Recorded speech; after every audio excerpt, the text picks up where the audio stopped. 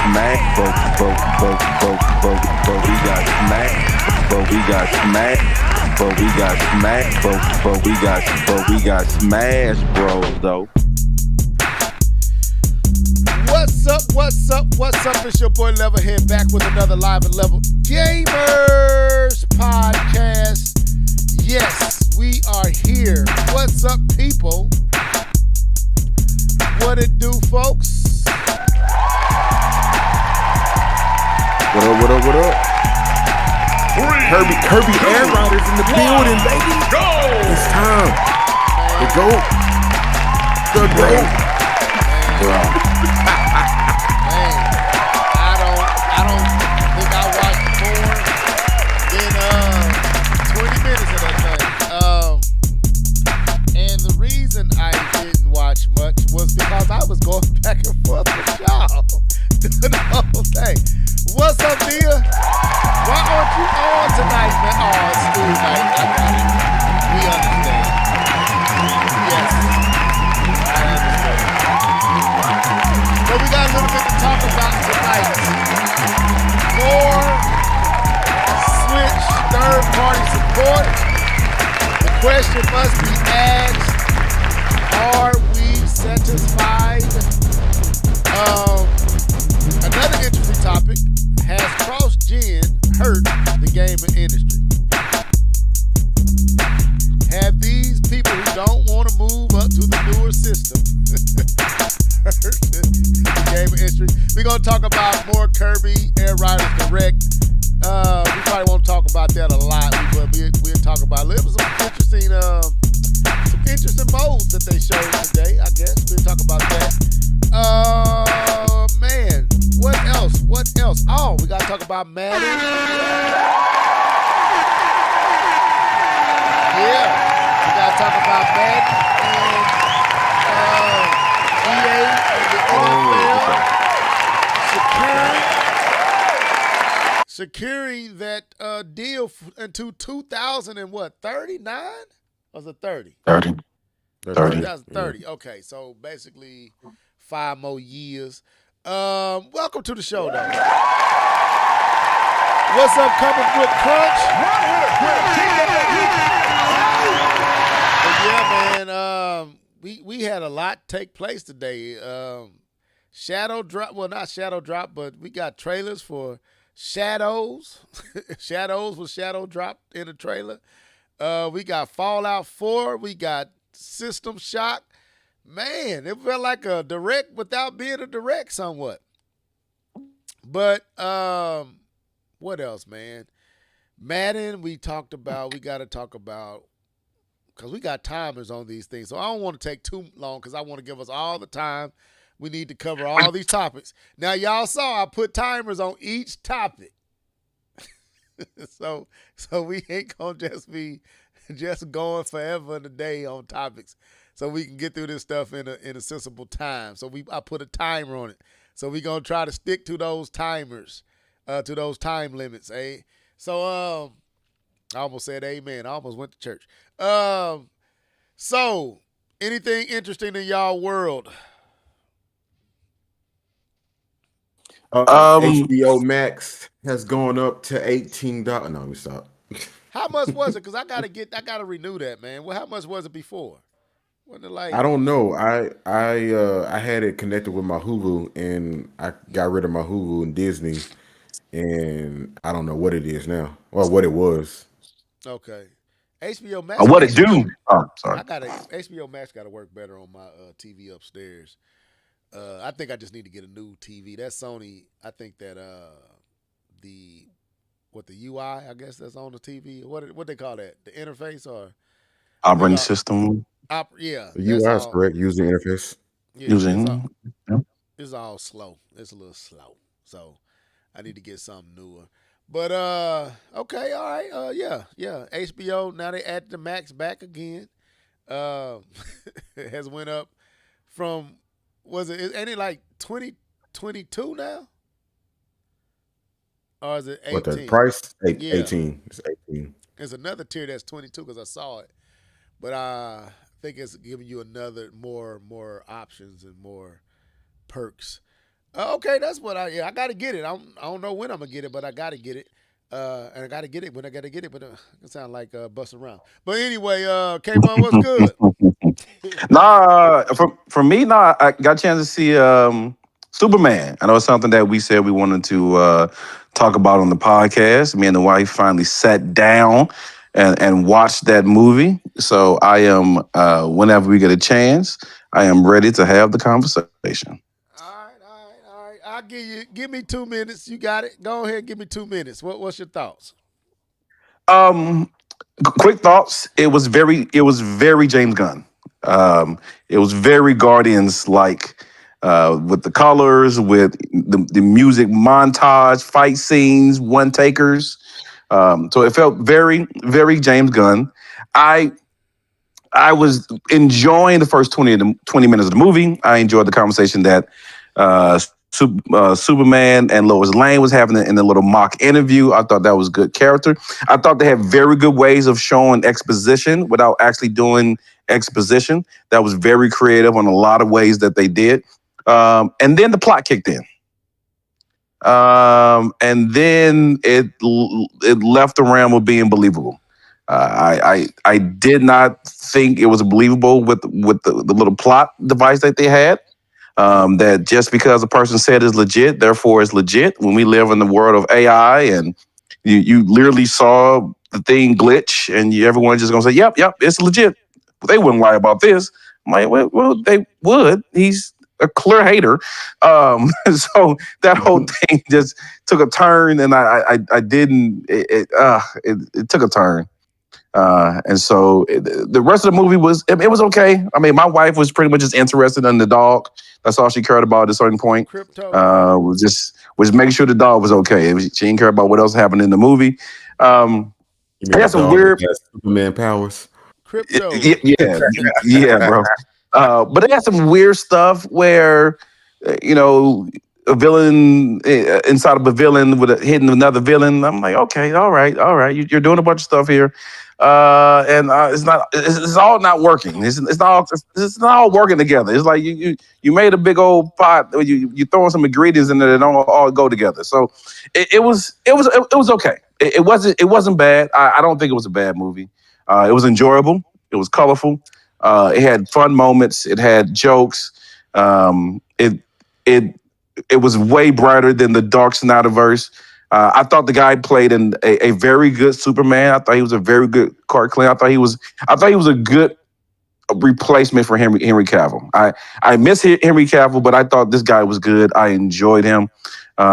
He definitely killed some people saving them. But I get it. But he definitely killed some people trying to save him. But I get it. You know, he helped. And there was a moments and I'll get ready to end it. It was a moments in there that was kind of took me out of the realm of believable. One of the moments where the big monster was fighting and people Superman got crushed and there were so many people around the big monster just standing there, and I'm like, why are you so close to this monster? Who cares? Superman got stomped. This is a 100-story-foot monster. Why are you so close to them? So stuff like that kind of just took me out the realm of believable, because it's like, come on now, ain't nobody standing that close to a big monster. Come on now, it can level an entire building. Why are you this close? So it was stuff like that, and then how quickly people turn. Like they saw the video, and then 5 minutes later, everyone turned. I'm like, everyone saw the same video, and everyone turned in 5 minutes. Like he literally just saved your life. You turned that quick. So yeah. Thank you. That was crazy to me. It was like 5 minutes. It was like he already had a slot on TV already. And I'm like, that's just it's too quick. Like I know you're trying to rush through the plot, but it's you've the realm of believability. You kind of ruined it for me. But other than that, the action was good. I thought it was some good points. I thought it was okay. It wasn't terrible. It wasn't terrible, but it was okay. I may have enjoyed Man of Steel better. I may have. Man of Steel was better. It just wasn't. Anyway. Go ahead. Yeah. But this was Superman. So the last point, and I'm done. I promise. Here's the thing. Oh yeah, you I got, you know. I got know. 50 I'm sorry. seconds. I'm a liar. I'm a pastor. I'm a pastor right now. Sorry.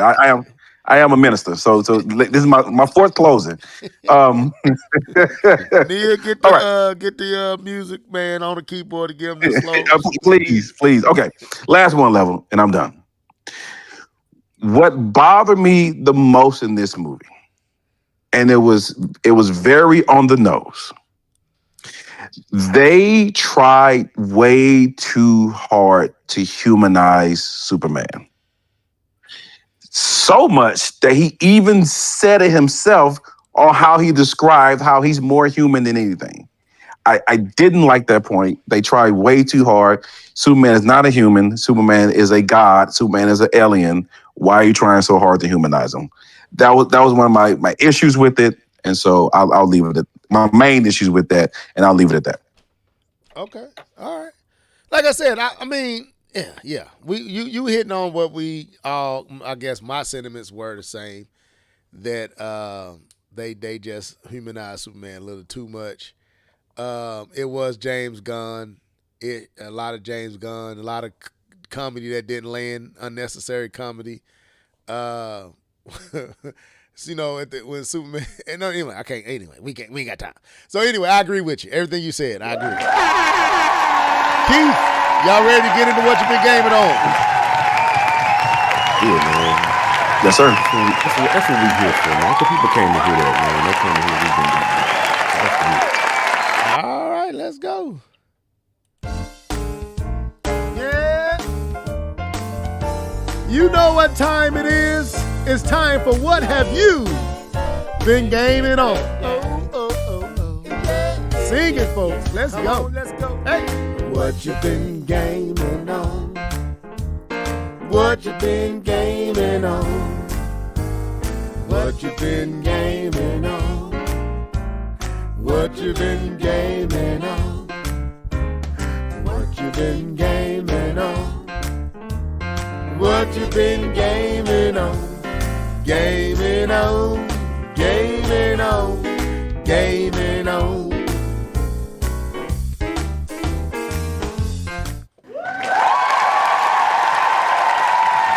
All right. So who wants to take the floor first and share what they have, testify on what they've been gaming on? Who wants to go? I've been talking too much. Let Keith go ahead and get some words in. What have I said the people came to see what we've been gaming on, and I gotta tell you, I ain't gamed on nothing. No, I'm just playing. Let's see, where can I start? First game I'm going to start with, I want to give a shout out to the video gamer who was in the comment section, has dropped to number 2. Comic Book Crunch is number 1.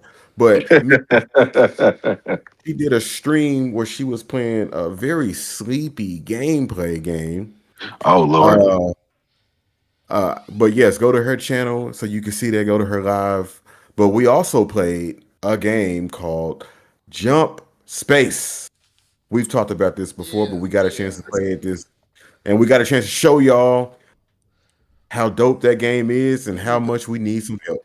Let me go to Neil's page and pull it up for the people so they can see it. They can see it. Go to the Jump video Space. game, her page. As K-Bum says it is Space Sea of Thieves. It is Space True that. Sea of Thieves. But no, it was fun, man. We when we first played the game, we played like the beta, and then we played like the first week that it was out, and it was kind of, I ain't gonna say it was cozy, but we was kind of, we was running through the robots, just firing on all cylinders. We was in there. You know what I'm saying? We came back this time around, and the monsters was like, I remember what y'all did to us last time, and they came, they came with the heat. As a matter of fact, we lost a run. We actually lost a run, so it's kind of like Helldivers in that you got 4 little parts to the stage. You did put this in the Google chat, didn't you? Didn't you send us a link to this in the Google? I did. Man, that was like, when did we play? Saturday, think that was like Saturday or Sunday. Dang, it's been that long ago. Dang. Okay. It's been a while. I gotta go way But back. yeah, you can just play it whenever. Even when K-Bone talking, you can play it. They want to see it. But yeah, Space Jump still fun. It was a crazy experience. We was dropping, trying to pick each other up. It was one point where I was like, Nia, why you not getting hurt? Like I'm getting hurt. I'm getting towed up, and she over there not getting hurt. I think she had like a shield on. But the more and more we play the game, the more we're gonna learn, and eventually we're gonna have some other people around as well. I even apparently I was in the ship, and she went on the ship, and she got mad. I'm not on the ship, Keith. You are bad at this, is what she's told me. That sounds about right. You are bad at this. Nia, we getting shot. The ship is destroying. But anyways, the next game I played was Mega Man 11. I rolled credits on that level. I rolled credits. I did. It was a very, very fun experience. Definitely scratched some itch, because I've been fiending to play some Mega Man, and that was pretty good. But I also, played Mega Man X. I played Mega Man X8. I think that's what it was. I don't know if I like Mega Man X8. Mega Man X8 is like, it was a PlayStation 2 game, 3D Mega Man X style. I'm not really sure. Not really sure I was feeling it that way, but I might, go back and play it, but we'll see. Let's go over to Xbox so I can finish this up. I downloaded and deleted a little game called Keeper. It came out. I deleted it not because I thought the game was bad. It's a new Xbox Studios game. If you want to check that out, it's called Keeper. You're a lighthouse that grows legs and feet. And it's a lighthouse, and it grows legs, and you can run and lighthouse stuff. But anyways, I deleted it because I was like, I'm not going to invest my time. I'm not going to invest my time in this game, so I went ahead and deleted it. But Game Pass is the service that keeps on giving. Ninja Gaiden 4 finally came out. We talked about this game in the past. We looked at it and said it was beautiful. Well, it is now available on Game Pass. As a matter of fact, I think they took some money from me today, so I just paid for my subscription today. So Ninja Gaiden will more than likely be. Actually, I was almost late to the podcast because I was playing Ninja Gaiden. If I'm being honest. But it's high, fast action. I haven't really figured out the fighting mechanics yet. I'm so used to games like Bayonetta. Dang, Neil, what was the game we were just talking about? But the games where you can dodge, and the dodging is a lot more simpler than this one. Astral Chain, that's the one we were talking about. But yeah, the dodging on this game is different. It's very different. But I figured, once I learn the moves and I get them down, it'll be a lot easier. But I don't really know what's going on with the story just yet. But I will say this game is bloody. It's fast. It's fun. It's to me right now, this is probably the best Ninja Gaiden as far as like the camera is concerned. Because remember the level I was messing with? Yeah, it's black. Yeah. I was like, man, you're gonna be fighting that camera. In this one, I'm happy to report you do not fight the camera in this game. It's very, very, very, very, very good. It's very good people on both sides. Oh, please don't. But yeah, I want to say that's all I played. And of course, I played some more. Is This Sea Taken on the Switch 2? Oh! Before I go, I did play a little bit of the demo on Switch 2. If you didn't know that they have released Star Wars Outlaws 2 demo on the Switch 2. For sure. I played a little bit of that. It's literally the same demo that was on the well, for me it was PC, but it's the same demo that was on the PlayStation 5 and then I need to go there and try assuming. to see if I can compare how it looked on there to there, because I'm not there in my actual gameplay. Man, it was cool. It was cool. I'm just going to say this because I know you've been playing it. It does look good. There are moments where I'm like, oh, it could be better. but it really does look good. So I give Ubisoft all the credit in the world for how they put that game together. Yeah. So this is Keith and Miss Nia playing. What is this called again? Get the fire extinguisher. Space jump space. Inventory is full. Are we? That's is our stuff on Nia. fire? That's Nia. Set the ship on fire. Where the fire at? You don't have a She don't know where the fire is, you guys. on the other side of this. My She's inventory is confused. full. I don't know. Her I forgot how inventory to is get rid of full. my stuff. She don't know how to get. I I don't was know what to watching this do. part. This is the part I was watching. Yeah, we finna die. The ship on fire. We gonna die. Hey, So the ship on fire right here. Nia was like, "The ship on fire. We gonna die." I had to get up. I was like, "Nia, take the wheel. Take the wheel. Take the wheel." So Gotta go yeah, put the fires what's out. the name of this game again, bro? Space Sea of Thieves. I mean, Jump Space. Jump Come on Space or the Space Series. Okay. All right, K, bro. The floor is yours. Okay, but since I spent a lot of time talking at the beginning, I'm going to make this quick. The games I've been gaming on. Let's get the usuals out the way. NBA 2K, Marvel Rivals. Cool, they're done. And then the game that I've been playing in between other games is still the game. My game of the year still is Hades 2. The story is so deep. Is so just I enjoy I enjoy it, man. It's every time you die, you come back. There's another nugget of story that you get, or every time you think you get to a point, you think you understand what's going on, something else occurs, and the game really keeps you guessing. It's fast, fun gameplay. It's story driven. Is great action, voice acting. I mean, music is dope. The sound direction, art direction. I don't know what this game actually lacks, and that's why for me it's my game of the year, because to me there's nothing so far this game is actually lacking in. It hits every note. So yeah, I've been spending. The weird thing is, I have not played this on my TV. What? I have spent 20 something hours all in handheld mode. Dang, K-Ball, that's interesting. No, putting it on the QOLED, 75 inch. Not one time. Not one time have I played it on the TV. Actually, that's not true. I think I played it on TV one time because I was upstairs and I just popped it in. And maybe it was like 15, 20 minutes. It was very little. But the majority of the time, but the other 20 some hours have been all handheld. Oh, so you got to switch to upstairs. Well, because it was upstairs. The docking station was upstairs because of we had the Mario Kart little thing that we were playing. We were playing Mario Kart Party. Gotcha. Not party, but we were playing Mario Kart at a party upstairs. So I haven't brought it back downstairs yet. I really should invest in two, so I don't have to keep doing all that. But I haven't plugged. It's upstairs, so it's not at my main place where I game. So I have not played it on the TV. I've been gaming mostly over 20 some hours all handheld.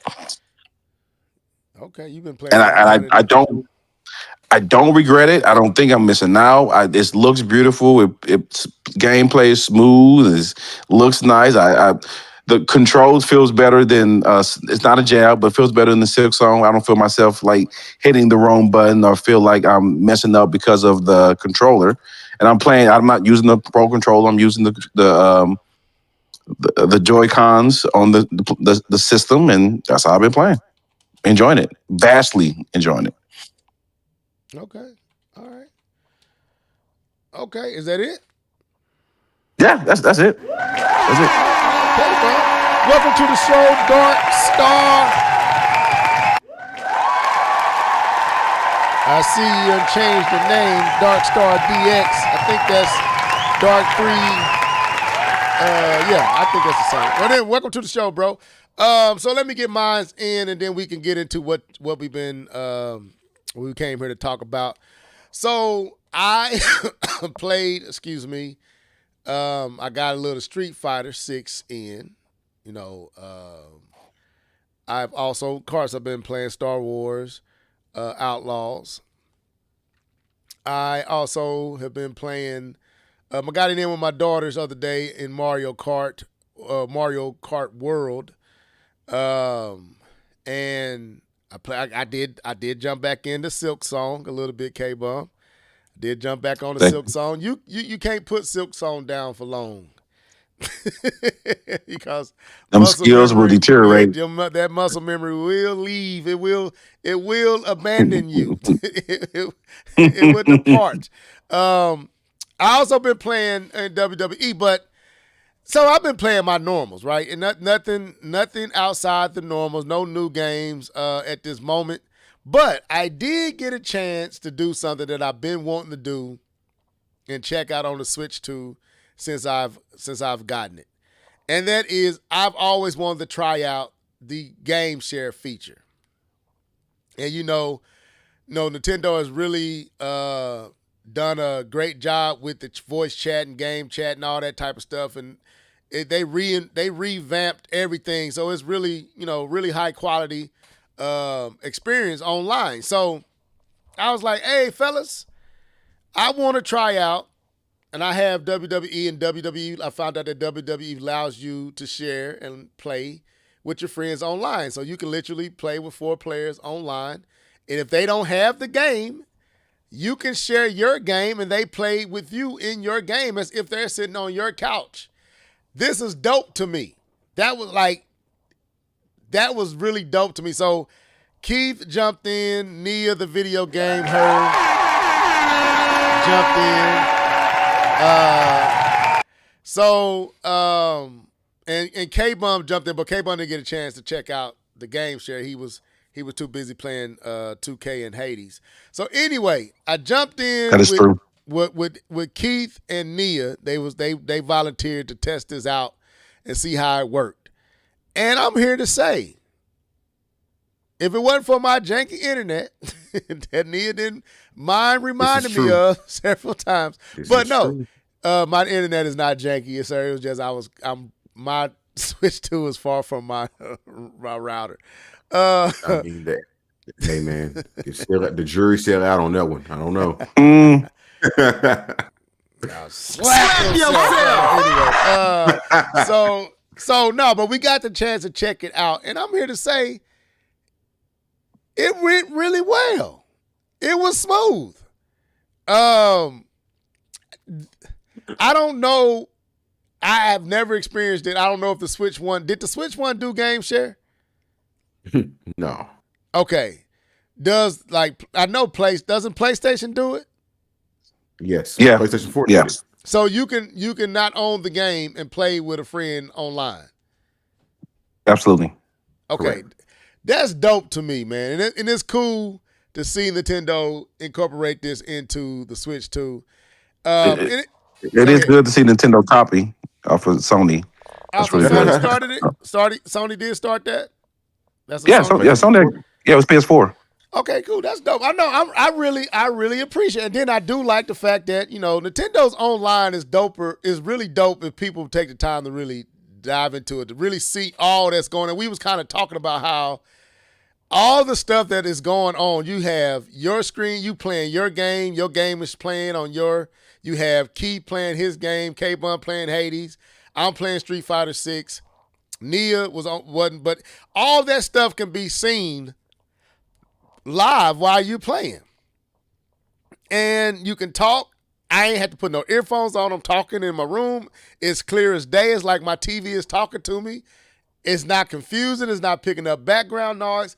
I have to say, Nintendo did an awesome job with some of these features on the Switch 2. And the game share feature, which they borrowed from and stole from PlayStation. So give PlayStation their shots. Thank you, PlayStation, for not being the copycat, letting Nintendo copy in you. I really enjoyed it. And I'm going to be looking forward to other games that allow you to do this, because I heard that you could do it on, is it true that you could do it on Mario? What was your name?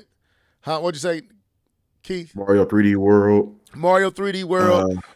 You can do it on Captain Toad. Captain Toad. So it's a dope feature and it works. And I was like, wow, this is kind of cool. So even if you don't own the game, if I own the game and me, K-Bum, keep on jumping the game, they can play with me, vice versa. That's really dope to me, man. And I really appreciate it. Y'all jumping in and let me try that out. So I can come here and share my experience with it. I was whooping the tar out of Nia and Keith. Nia didn't know what she was doing. She was like, I don't know what I'm doing here, Level, and you're just beating me up. But it was cool, man. And they got to see what WWE looks like on the Switch too. I think y'all was kind of impressed with the visuals. It's really impressive. And I look forward to doing more stuff like that. Go ahead, Keith, and then we can move into the topics. No, I was just saying it was cool. I agree. I thought it was smooth. Yeah, me and Nia we tried it once before as well. You definitely need a good internet connection, but as far as like the frames per second and the connection, I mean, there's like a slight lag, but it's not enough to deter the gameplay. You can still have fun with it. So right, all those old Nintendo games that we wanted to play online are pretty much online now with game share. Yeah. So man, shout out Nintendo. That's cool, man, because that's so not like y'all, but to let us play games with our friends for free online. That sounds like a Sony feature. That doesn't sound like a Nintendo feature. You got to pay for that game you want to play. But that's cool. So the next thing I'm going to do, my next move is to try out game share between the Switch 2 and the Switch with my daughters. I'm going to find some game, whether it's Split Fiction or whatever. You can do Donkey Kong. Yeah, I'm going to try something, man. Just to see. I want to see how these features are. I haven't even tried the mouse controls yet. Speaking of mouse control, I wanted to slap Nintendo for that commercial, but Keith reminded me there was other commercials as well. Nintendo just didn't do the mouse. All that commercial made me so mad this morning. But anyway, so we're here. We got a little bit to cover, so I gave each topic a time limit. So the two main topics that we want to hit on today is, has cross-gen hurt the gaming industry? We got to talk about that, but I don't want to talk about that first. We also got to talk about Kirby Air Ride Direct. I don't want to give much time to that because we've already talked about Kirby enough. But Sakurai did give a lot of new information, a lot of new features. The game is looking loaded, so we got to talk about that. We also got to talk about, are we satisfied with Switch 2 third-party support? Like, Nintendo them dropped a lot of third-party support, and this topic was already a topic before today. So we didn't come up with this topic today. We had this topic ready a few days ago, but then Nintendo and third-party decide to system shock us with Fallout 4 and Assassin's Shadows and System Shock. I was using Keith. You messed it up. I said System Shock. But you see it? I was using you ran past it. I was coming back to it. I said they system shocked us with Fallout 4 and Assassin's Creed Shadow and with System Shock. You didn't let me get there. Brothers, please forgive me, brother. Please forgive me. I roll. Back it up. So anyway, but no, man. So we got to talk about that, and then we also have to talk about K-Bum want to talk about Madden and EA and that shoring that up. We give a little time to that, but it's something Sarah Bond said that I didn't put on here. I forgot to, but we got to talk about it. Sarah Bond said exclusives are antiquated. Boy. They are old. They're out. It's an outdated approach. We got to talk about that as well. So the question is, let's get some of this stuff on out the way, or do we want to start with one of our major topics? How do we want to do it? Because we got to go through some stuff, and then we know our two main topic is are we satisfied with Switch 2 support, and has cost in hurt gaming? Let's get the Kirby out the way. Let's do Kirby. cross-gen. Let's do cross-gen. Okay, let's do cross-gen. Let's do question. I feel like this topic might go over than what you wanted. No, it's 30 minutes. I got it on the timer, sir. I'm looking at it. So it's 9:06. We shall be done with this topic at 9:36. So it's your floor. So I let you set it up because this is something you wanted to talk about. Keith, you got All right. All right, let's see if I can do this quickly. All right, so I was listening to some video game stuff, podcasts and whatnot, and this idea popped in my head about cross-gen games. And I was wondering, should developers, publishers try to push gamers toward the new consoles and leave older games behind? I was able to play God of War Ragnarok without having to buy a PlayStation 5, and I don't think that's okay. I think they should have forced my hand so I could play Ragnarok on the PlayStation 5 like Leveled and K-Bun did. So my question is, if just take all the information, like we understand their sales, we understand that with PlayStation 4 there was over 100 million users. Do you want to leave them behind?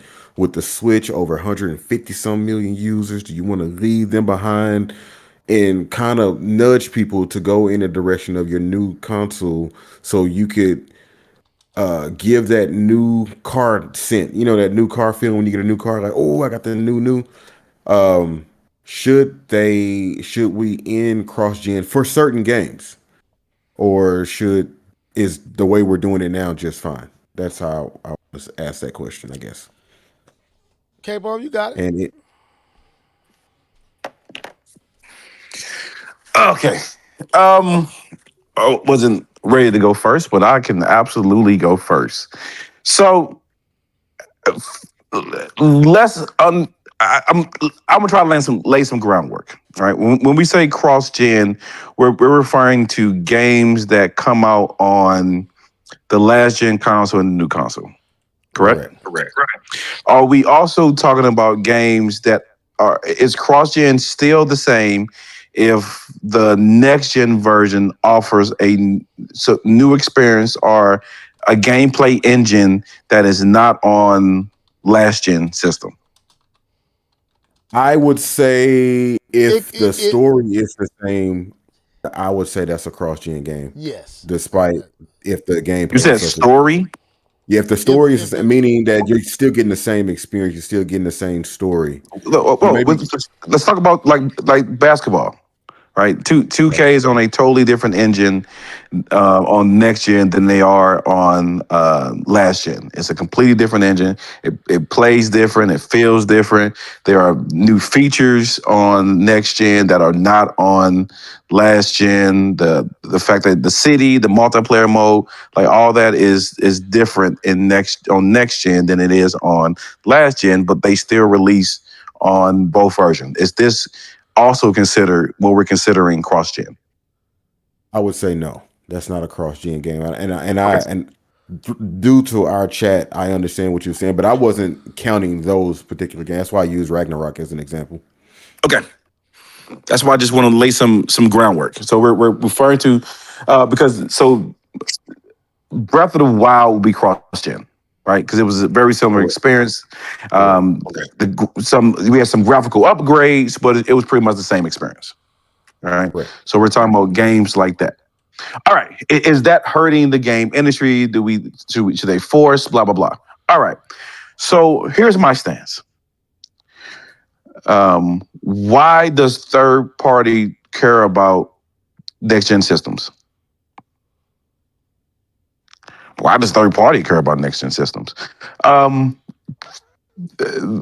I believe the people who should be pushing people to buy next gen is the first party developers. I believe that those people who are the ones who should be going out on a limb, similar to you're talking about God of War Ragnarok, that those are the ones who should be pushing people to buy their new system. I do not believe it is third parties' responsibility to push next gen, to push people to the new systems, because they are going to do what they do, which is make money. So if you are going to if you want to push people to next gen, I believe it is the duty of first party and whatever partnership they can arrange with third party. But I believe to get exclusives for their system, but I believe those are the ones responsible for pushing people to next gen. To answer the question, is cross gen hurting gaming? The word hurting, I don't know if we fully identify what that means, because I'll say this, and this goes into the Sarah Bond conversation, so I'm not going to dive too much into it. Well, let's knock it all out in one whop. That way we don't have to come back to it. It's because it is, but it's not. But so I'll say the point then. The point is there, and again, there was a study that we talked about the study like a year or 2 years ago, that 70% of gaming hours goes to games that are 5 years and older. People are still playing GTA 5. People are, which was on the PS3. People are still playing Fortnite. People are still playing Minecraft. People are still playing Overwatch. And a lot of gaming hours goes to that. Again, those are the points that Sarah Bond made. And the thing is, a lot of gaming hours are spent to those. They don't care about next gen. They care about the experience that they get with the game they're playing. So I do not fall in the boat saying that next gen hurts. Sorry, that cross gen game is hurting gaming.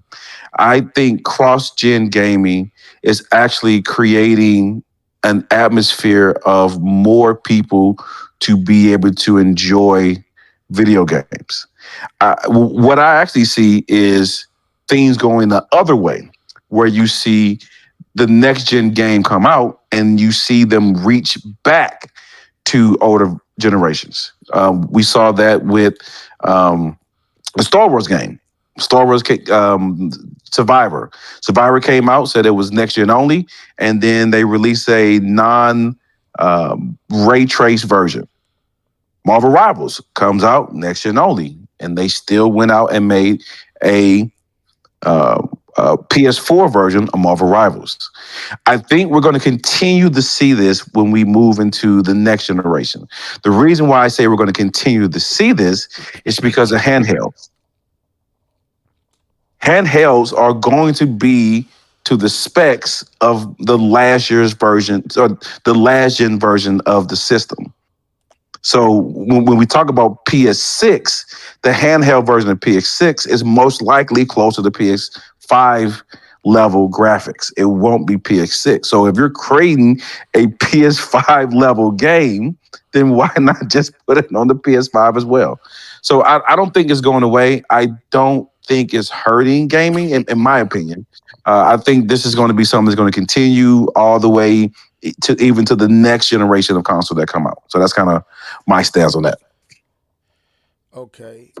So ask your question again, Keith, so I can remember all what you said. So basically, just wondering if cross-gen is hurting gaming, and maybe we can restate that question, based on what K-Bum just said, but should developers be focused on both platforms, the new and the old, or should they just simply focus on the new games that's coming out? Okay. I'm going to answer this in two ways. I'm going to say cross-gen did hurt this generation, but it may become a need for what K-Bum said with hybrid systems, with the PlayStation 6 being, especially the rumored hybrid system, basically going to be a PlayStation 5 in your hands. We don't know how it's going to impact the future because we have hit a diminishing returns wall. And so I'm gonna say yes, it hurt this generation.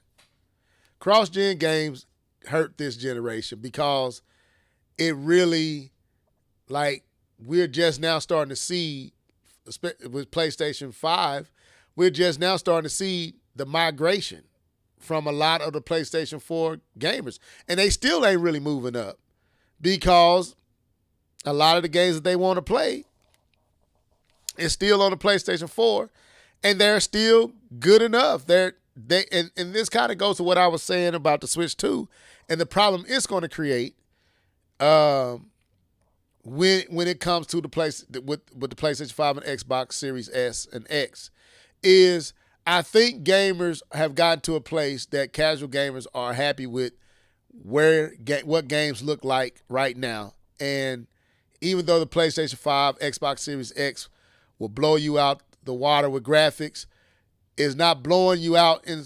Well, let me rephrase that.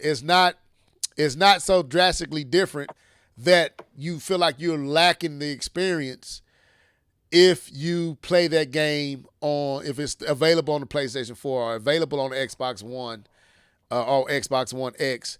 You don't feel like you're missing anything staying there and playing it there. Yeah, you might not have the SSD and the quick upload. You might not have all those trimmings, but the experience is there. The graphics are still good.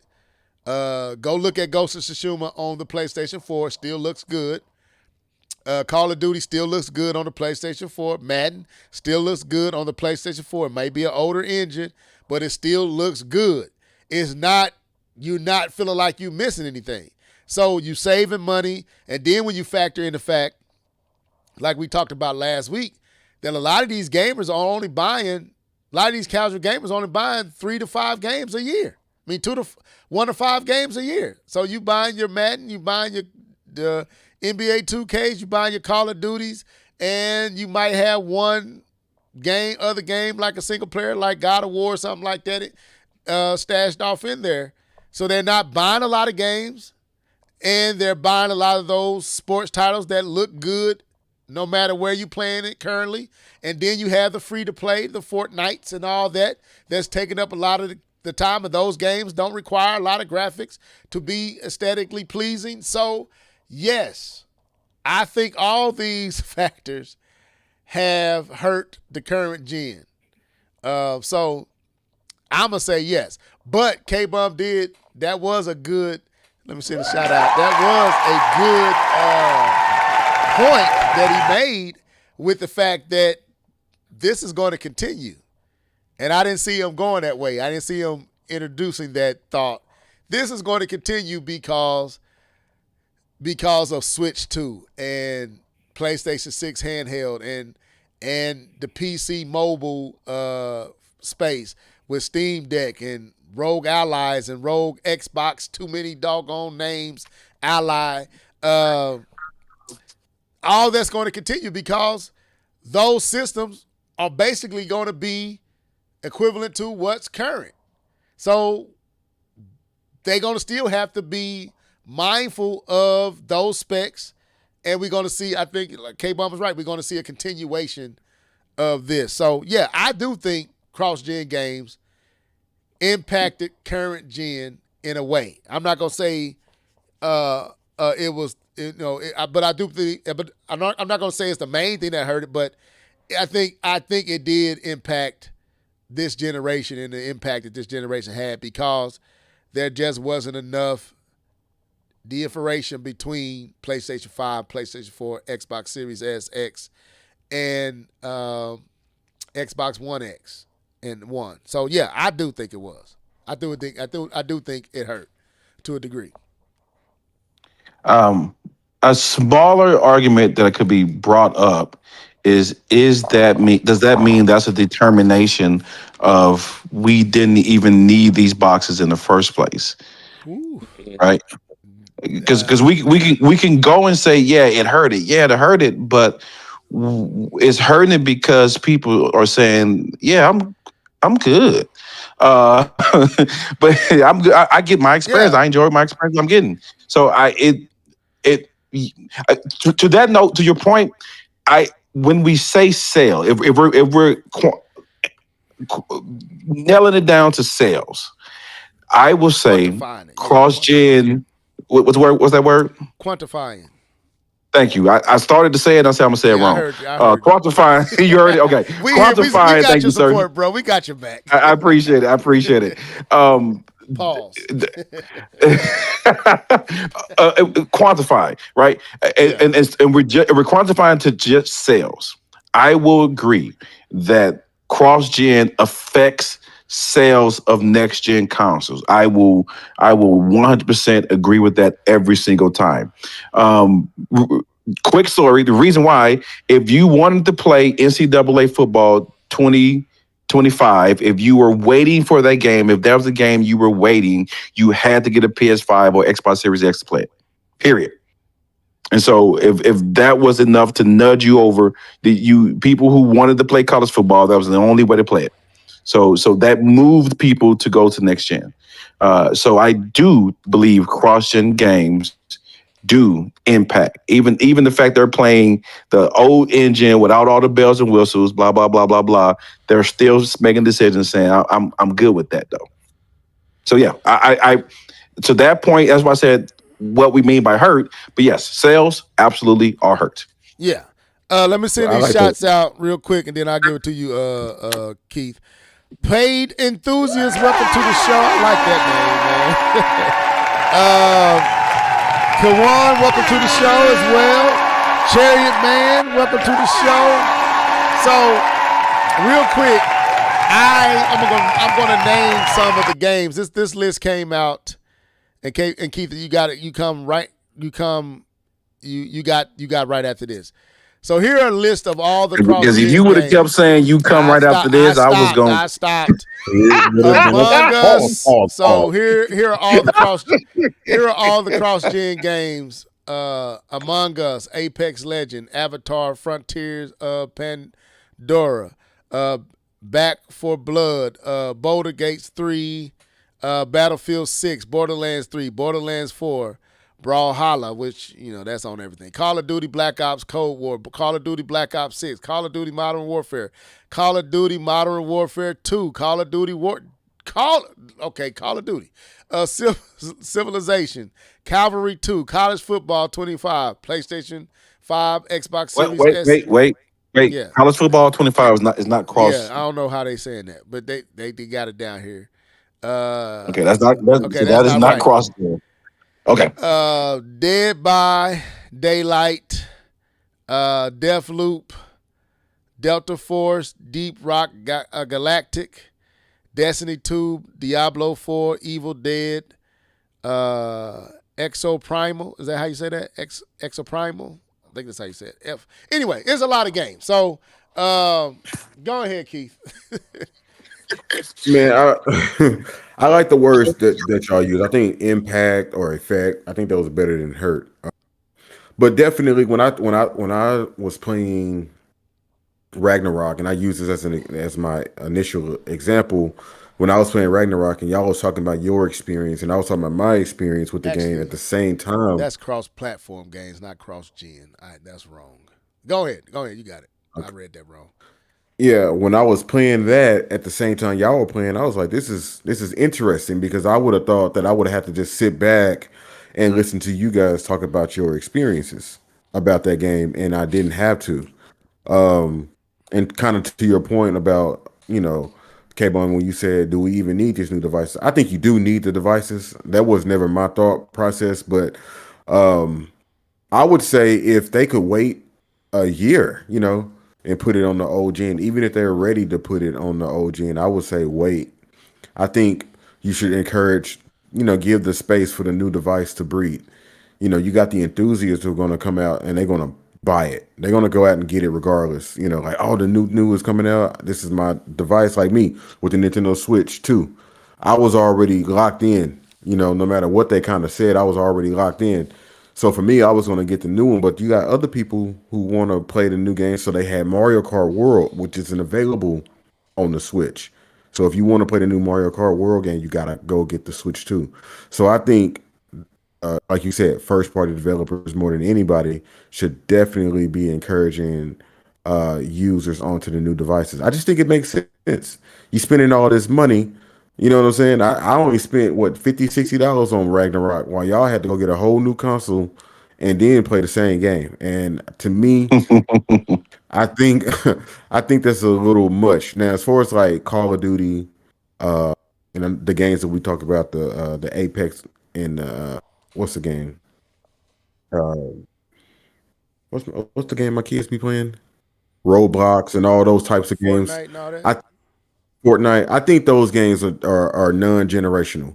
It doesn't matter what device you come out with from here until 10 years ago or 10 years from now. Those games are non-generational. People play those because they play them. And it doesn't matter what device you're playing them on. They just want to play them. Like my kids are playing them on their phones, tablets. They don't care what is on. They just want to play that game. But these other games are locked into ecosystems and generations and things of that nature. But yeah, but at the end of it all, I just think developers, first party developers, should definitely be pushing people to the new devices. You're actually talking to the wrong people. It's not the developers.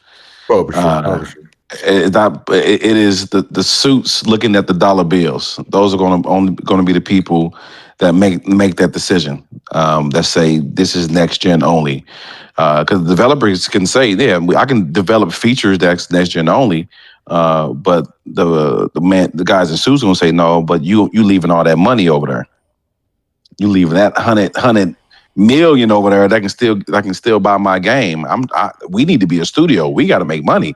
It's $200 million to make a to make a video game. We need to get that money back. So like that factor has to be factored in, right? When we're making these decisions about next gen, especially in the early days, because there's not enough units. Like Switch 2 is still at like 6 million, and granted, it came out in April, so it's still a good number. No, it's at 9 million.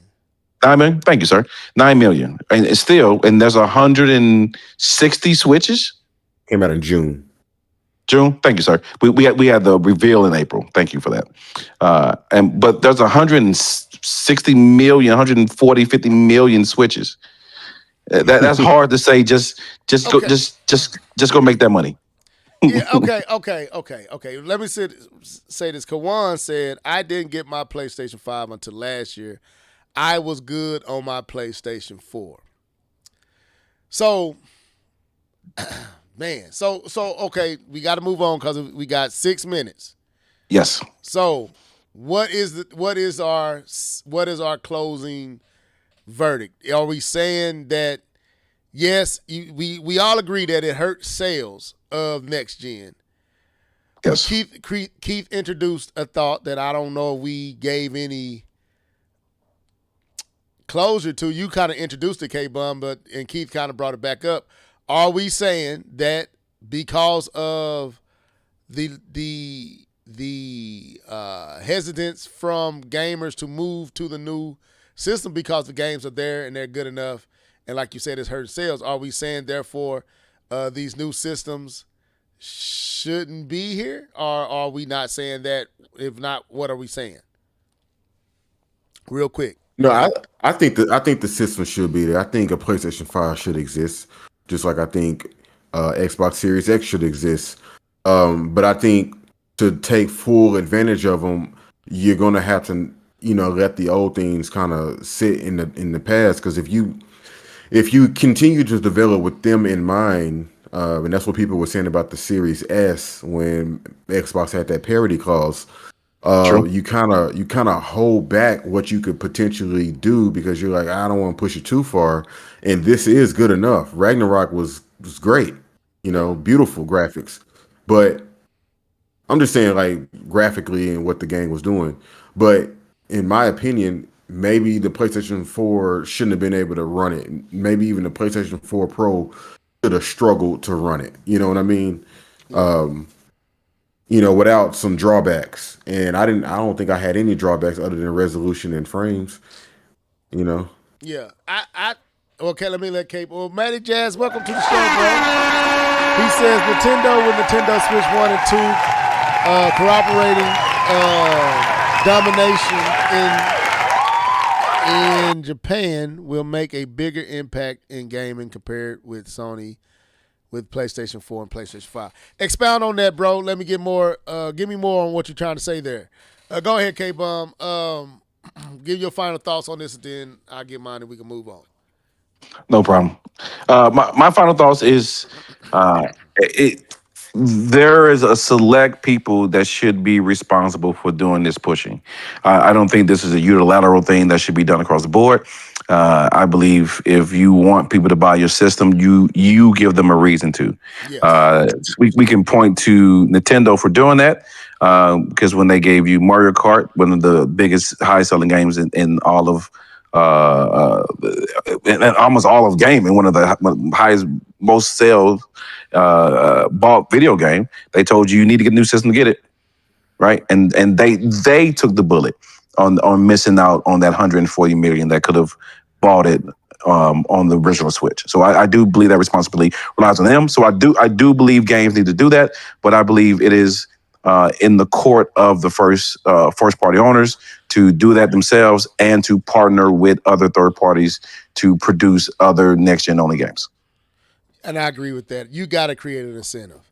And I think Nintendo understood, you can play the short game and put Mario Kart World on the older system but you got to think long game, not short term. You can make that money, but that doesn't do anything for your new system. So you got to have that draw. You got to have that reason for you having to get this system. And it don't take all the games, but you got to have certain games has to eat the bullet. And you got to be like, okay, we're not going to be able to take advantage of the 100 million user base with this game. But if we put it on this system and force the hand of gamers to come here, we will get the 12, 13, 20 million sales that we're looking to get eventually. You might not get it all in one pop, but you're going to get it eventually over time. Those sales going to keep climbing as you sell the system. So to me, some games and your killer apps, to me, some of those games have to be exclusive to force people to move. And I think, like K-Bum said, you got to partner with somebody, the third party, and kind of get them to buy into, hey, let's not put that on the older system. Let's put that here and force their hand to move. Because I believe with like games like Madden and NBA and all that, after a while it does start to hurt. You know what I'm saying? Because you are making two versions and one is not selling like you wanted to sell, and that one probably took more to develop than the one that's selling. So you're making money, but in the long run it's gonna hurt you. So you gotta have or at least have a cutoff date. Okay, we'll support a year or two in, and after that year or two in, we got to start moving from that system.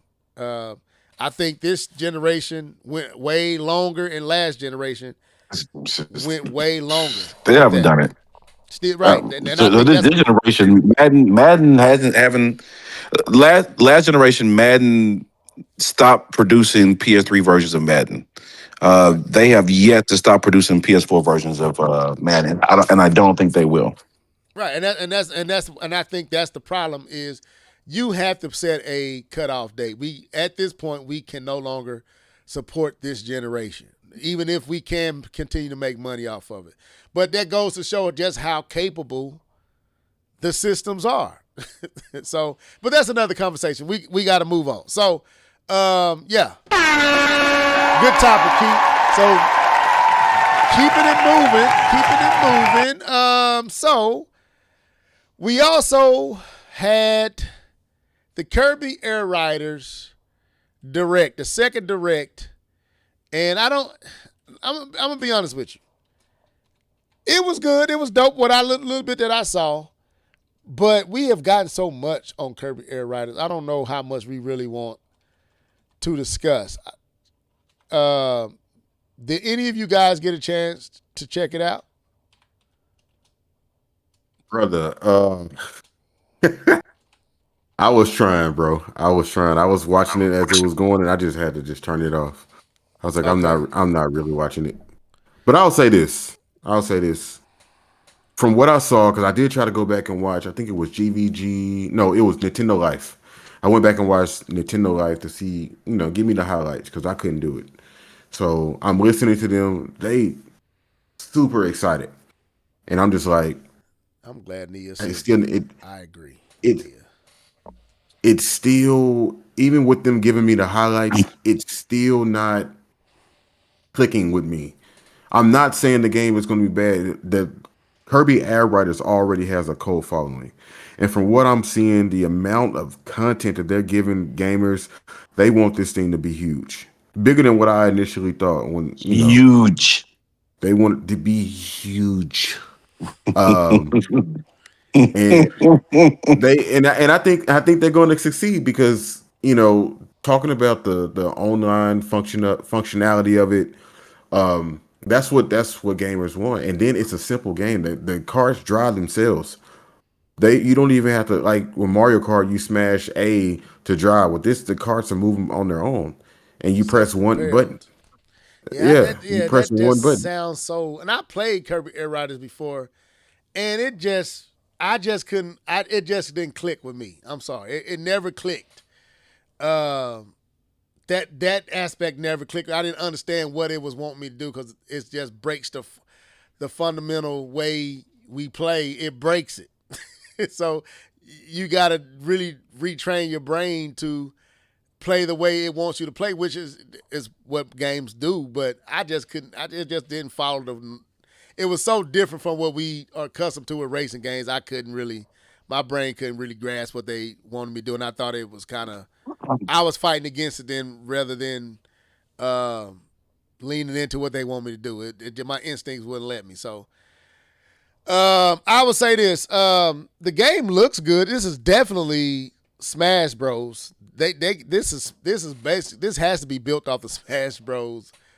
Engine. Whatever they use to make Smash Brothers is making this because everything looks just like Smash Bros. They got It's a. Sakura. What'd you say? It's a Sakura game, so Yeah. So they showed off what they showed off real quick.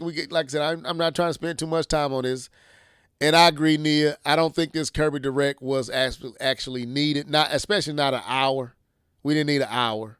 I think maybe 15, 20 minutes would have sufficed. I think it's overkill. I think it's we selling Sakurai. We're not necessarily selling this game. We are selling Sakurai. And to me, more time could be given to Metro Prime, in my opinion. But anyway, we got more. We literally got a month.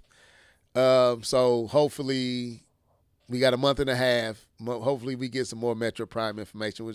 So they got a top ride mode, and the top ride mode is unique isometric racing mode that was in Kirby Air Rider. It's less of a full game mode and more of a mini game. I did kind of like this, but Keith, when you say what you say that it's self-propelled, I don't know if I want that. You see what I'm saying? I want to control that. It just don't really make sense to me. And I don't know. I guess it might not actually even be for me.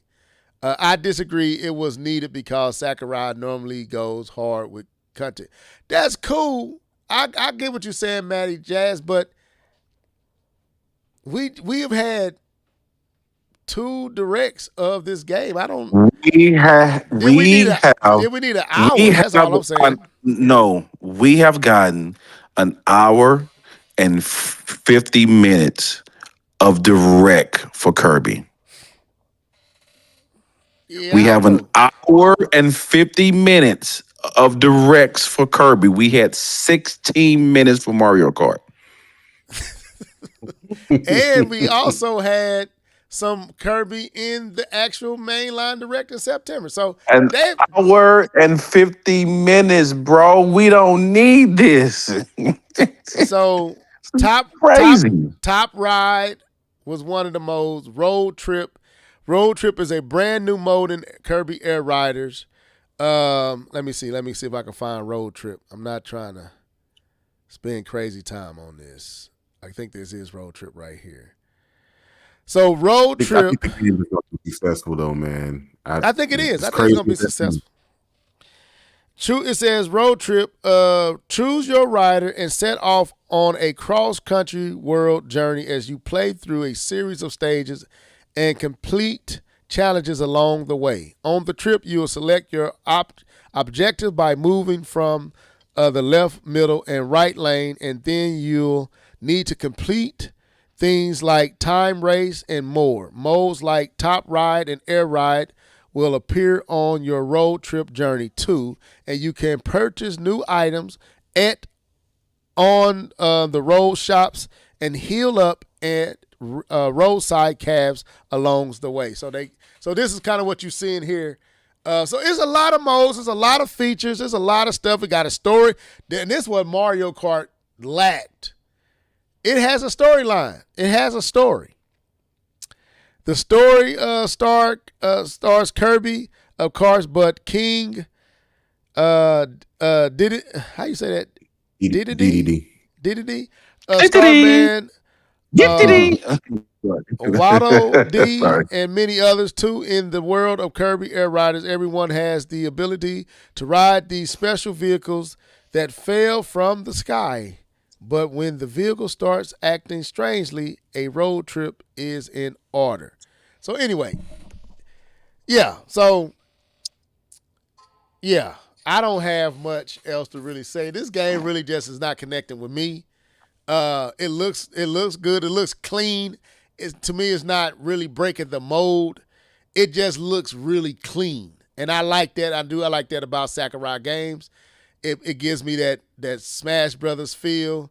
It looks like Smash to me. The brackets and all the menus, everything look like Smash to me. But this is not for me. I'm not going to even lie. I have no intentions on buying this game. So I'll let y'all talk. We got 5 minutes, and then we moving on. Moving on. No. You didn't even ask me my thoughts Go ahead. about it. You got it. I watched the part where the thing snaps and says Nintendo, and then I looked down that it was 1 hour and 2 minutes and went about the rest of my life. So Yeah. I have nothing else to add to this conversation. It's a lot here. Go ahead, Keith. I will say that Sakurai is funny.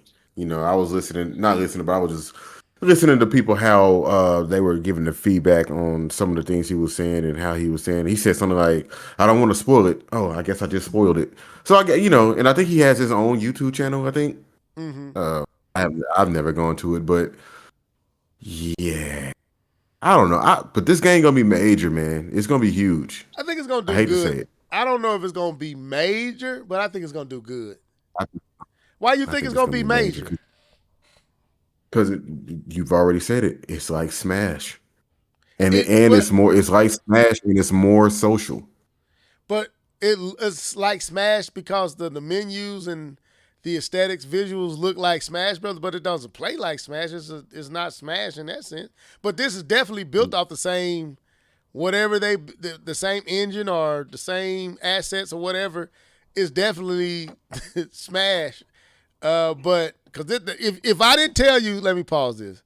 If I didn't tell you this scene right here wasn't Smash Bros, you would think this is Smash Bros. This looks like Smash Bros. But it's HAL Laboratory. Yeah. If you look at Kirby games, you look at Smash Bros. Game. Shout out to Nia because she won a new Kid Icarus game. That's what I want. I want new Kid Icarus. All those games have that same aesthetic. I just don't. I got enough racing with Smash. I mean, with Mario Kart.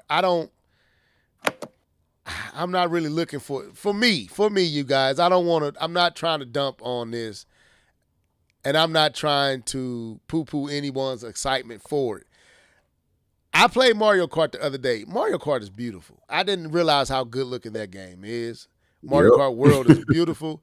It's chaotic as heck. It's hard, man. Mario Kart is hard too. I'm not going to say myself like that. It's hard, especially when you put it down and pick it back up. It's hard to. It's different. The computer don't even. It isn't even you know what I'm saying, lenient. They get in you. They get on you. Anyway, they hard. Pause. Anyway, so I am not looking for a racer like this. Maybe a Forza or Turismo, but not this. I think Mario Kart is scratching that itch for me.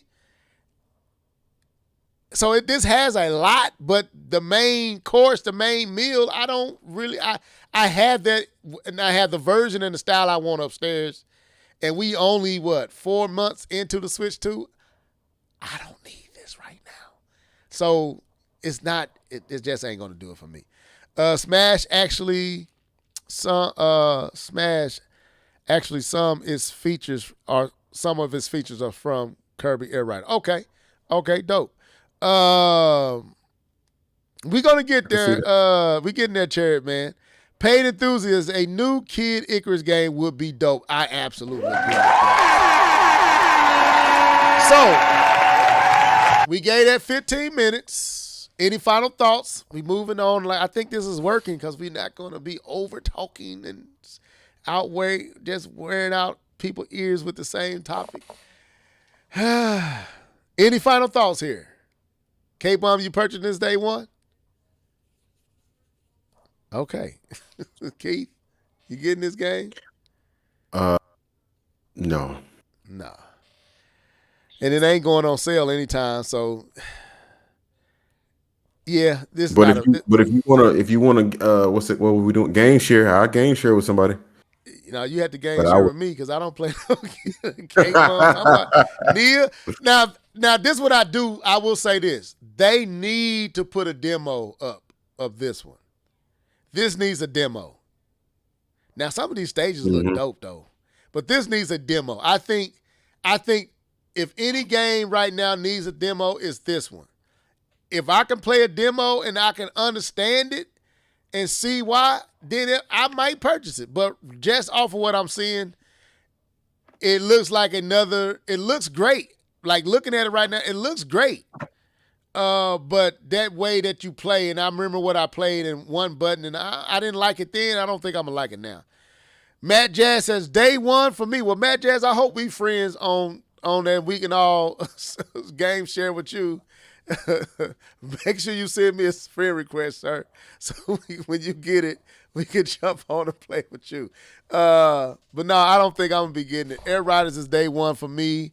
Laugh Like the play test is coming in November. Okay. All right. So Dark getting it. Matty Jazz getting it. That's what's up. So that was Kirby All-Stars. Like I said, it looks good, man. It looks visually, it looks good. I like how it looks. Yeah, I need to play it. I need to play it before I can be convinced to get it. There is a demo. There is an online demo for Kirby Air Riders later. Cool. Thanks for that info. All right, so where are we going next? Let's get into the main one, man. Let's get into the main one. So these two topics kind of came up directly after our last podcast. And I don't know what triggered it for me, but I think I was upstairs playing my Switch 2, and I was just going through my games that I have for the system, and about 80% of my games are third-party games. I have the only first-party games I have that's Switch 2 exclusive is Mario Kart World and Donkey Kong Bonanza. Every other game that I have is third-party. I have Madden, Star Wars Outlaws, Indy with the Silk Song. I have Cyberpunk. I have Street Fighter 6. I have the Fast Racing. I forgot the full name of that one. I ain't played that one in a minute. I have Hogwarts Legacy. Trying to think of all the games. I had Apex. I deleted Apex. Apex was 80 gigs. I played it and deleted it. And I got a few other titles up there. That's most of my. So out of about 10 to 12 games, only 2 of them are actually first party games. So the question I wanted to ask, now that we're seeing so much, are we satisfied with the third party support of the Switch 2? And I'm going to go on. Today, we saw that Shadows, and let me pull that up. Shadows is coming to the Switch 2. Fallout 4 is coming to the Switch 2. We just found out that Elden Ring has been delayed, which we all believe that we kind of assumed it was because of the issues that it was having. But then we got System Shock. So we're going to pull those games up. And I want to talk about this. I want the comment section. I want us to talk about it. We all have Switch 2s. And I know, K-Bum, I know for you, you didn't buy the Switch 2 for third party. So I understand that.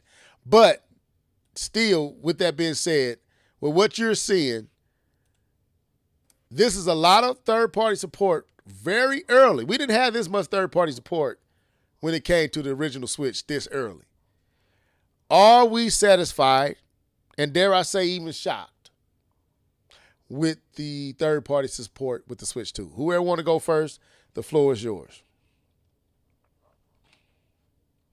Third-party support. I'll go first.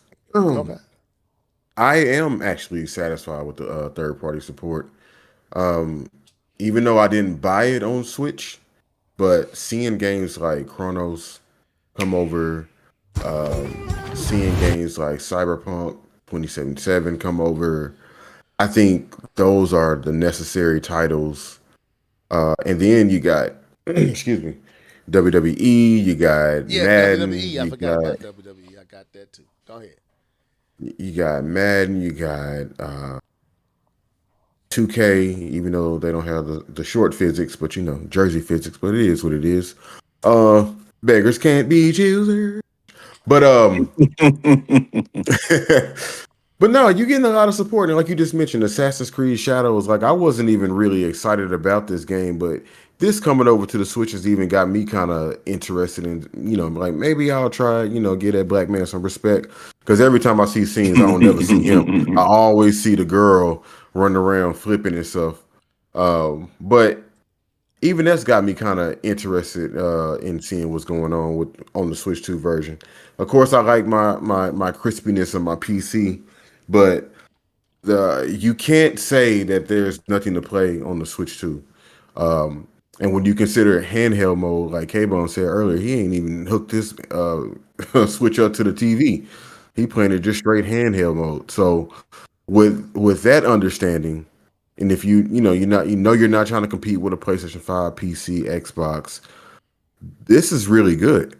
And you're able to play these games at, I'm gonna say, a really good optimized version. Because if you consider like the Steam Deck, those games are trying to brute force their way through the settings to try to get you a good, version of those games to play. So I am satisfied. I want to see more. We know Final Fantasy's coming next year. You just mentioned that one game. What's the game called again? It's getting delayed. Elden Ring is getting Fallout. Even though Fallout is a very old game, but I thought people really enjoyed that game. That's coming. Yeah, that's Fallout is coming too. Oh, forgot about First Light. You know what I mean? There's a lot of games coming that, you don't have to just strictly depend on Mario Kart. You got to wait. Like, yeah, I want to see the next Mario game, but I'm not really in a hurry to see. Like, if they don't talk about it at all until sometime this time next year, I wouldn't even be tripping because I know that there's going to be so much to do, so many games to play. I would even think that one game that's coming out that came out the same time as Chronos, I can't even think of the name of it now, but it was an indie game. So there's a lot of games coming. What's the guy? Indiana Jones. Yeah. So much stuff coming. So much content that you could take with you on the go. You can play it on your TV. So yeah, I'm satisfied. The crazy thing, Keith, this is kind of what was supposed to happen with the Wii U. Third party was Yes. supposed to carry the way, and they bailed. But this time they coming through. Read some of these comments. Dark Star says, I'm not shocked, but I'm very happy with the kinds of games we're getting so early in the generation. I absolutely agree with that. And it says Assassin's Creed Shadows having crossplay too. Great. All right, K-Bum, your thoughts, man. How are you feeling 4 months in with the Switch 2 and the support from third party that you're seeing so far?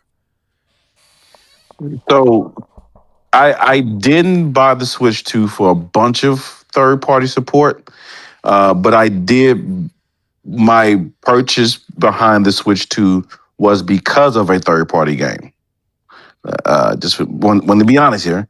The fact that Hades 2 was going to be an exclusive to the Switch 2 was a part of my purchasing. The second game I purchased was a third-party game. So I actually have one first-party game and then two third-party games. So which is Civ 7 and Hades 2. And if they get Shinobi, a Switch 2 version of Shinobi, I'll probably buy that on the Switch 2 as well. So when we talk about third party, when we compare it to what we had previously, I don't see any Vaseline games. Oh gosh. Oh man. I don't I don't see no Vaseline. I don't see the Outer Worlds, the Witcher 3, the Mortal Kombat 1 that was so bad that certain finishing moves would crash the game. Right? We're getting I'm saying we, 'cause I'm including myself in this ecosystem. We're getting games where we're saying, that looks pretty good. When we look at Star Wars Outlaw, when we look at WWE, which looks absolutely a great looking game. Even Hades 2, I think, is a great looking game. Silksong, one of the first things I said about Silksong is that it's a beautiful looking game. And so we are getting that support for the Switch 2. And we're not being shortchanged. We're getting day and date. Which is what people have been asking for the longest. So I don't know where people can really complain about third party when it comes to the Switch 2, because we don't see the same trend or issues that we've seen for the past few generations of the Switch, which is, not day and date, not parity, games not being up to par, performance being bad, visuals being bad. We're seeing less when it comes to visuals, but we're not seeing bad. We're seeing less when it comes to performance when compared to 60 versus 30, but we're not seeing bad, right? We're seeing there's a couple games that struggled a little bit. Let's not just be too happy about it, but it's been a good time to be a Nintendo owner when it relates to third party. You see people going the extra mile like Cyberpunk. So yeah, I think the third party support has been what was promised. I will say that. I think third party support has been what it was promised, and I would even go on the ledge and say third party support has kind of has succeeded over what was promised. I think we've gotten even more than what we were expecting to get, especially in year one, and month what 6, whatever this is, probably less than that. Month 4 of the Switch 2. I think in most cases, the third party support has succeeded than what we would originally thought. So yeah, I think it's a great time to be a Switch owner when it comes to third party. Yeah, man. I'm with you guys, man. I am shocked. I knew we would have support. I felt like we was going to have support, but I thought it was going to come later into the life of the Switch 2. I didn't think we would have, because just think about it. when a game that we're looking at right now, Star Wars Outlaws, when we first seen it, boy, it looked like, oh Lord, here we go. Vaseline. That's what it looked like. Melted ice cream on a Sunday. But then when the game came out, it was like, wait a minute. This is not only good, it's really good. Wait a minute. No, it's really, really good. Like, and seeing how fast the games are coming and how some of these games are not even getting a whole bunch of promotion before they hit. Like Shadows would be December the 2nd or December the 3rd. One of the two is right in the same window as Metroid Prime 4. Not no. It was rumored, but no real build up. And I'm pretty sure they knew the game was coming, but they just dropping them. Fallout 4 just dropped, and it's going to be here not too, next year. And then, so I am shocked at what we are seeing. Madden, NBA 2K, which NBA 2K was on the Switch, but I am shocked with the support we are seeing and the type of games that we're getting and the quality and the time that they're putting into them. Like K-Bub said, no, it's not PlayStation 5. It's not Xbox Series X. But it's not what we typically get. The effort is there. It's clearly like, man, I own Outlaws. Ubisoft is constantly, there's been like 3 updates for Outlaws. 3-4 updates. And they constantly improving the visuals, constantly smoothing things out, constantly making it better and better and better. And to me, that's what I want to see. I want to see the fact that they dedicate. Now they even got, they believe in the game so much that they even got a demo for it on the Switch now. Hey, go try it out. Try this game out. So I am satisfied with what's here. You couldn't have told me we would have this much third party this early. And I was concerned. I was a little upset with what Nintendo was doing. And it seemed like after that direct, it's like, okay, third party, do what you want to do. Announce your games when you want. And that's what I wanted them to do. Let these third parties control their announcements. Don't make them wait for a direct. Let them announce when they ready to announce. We got Fallout 4 out of nowhere. Assassin's Creed Shadows out of nowhere. System Shock out of nowhere. And it's not linked to a direct. They got to announce it when they wanted to announce it. And they getting to control the announcement. And I like that. But I am excited for what we're seeing, man. I mean, we still got next year and what we're going to see next year, what other games are coming. And they still figuring out the architecture. I even just did an update with Madden on the Switch 2 yesterday and noticed it's way smoother. It's not as jittery as before. So, yeah, I think that I am excited. I really am. I am excited for what Nintendo is doing.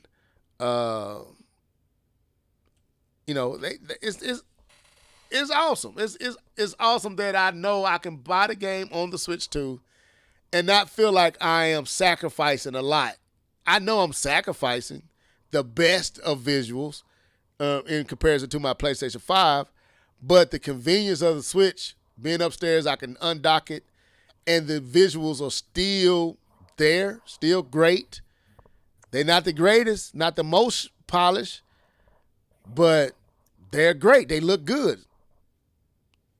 I'm satisfied with that. Yeah, and we like I said, we haven't like 4 or 5 months in. Yeah, they doing their thing. Keith, any other thoughts? No, man.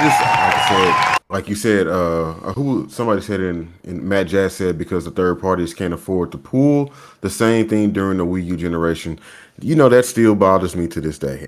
And the Switch did its thing by proving this form factor that got everybody trying to make it. Yeah, I said it. And now the Switch 2 is benefiting from it. There's too much money to be made to be leaving these games off the Nintendo platform at this point in time. With so many studios closing and stuff, it just makes sense. So I hope to see way more games coming over. And like K-Bone said, day and date. I want to see more day and date games. So Yeah. Okay. With that being said, what? Because we in good timing. What games would third-party games that have not been announced that's out in the wild would you want to see?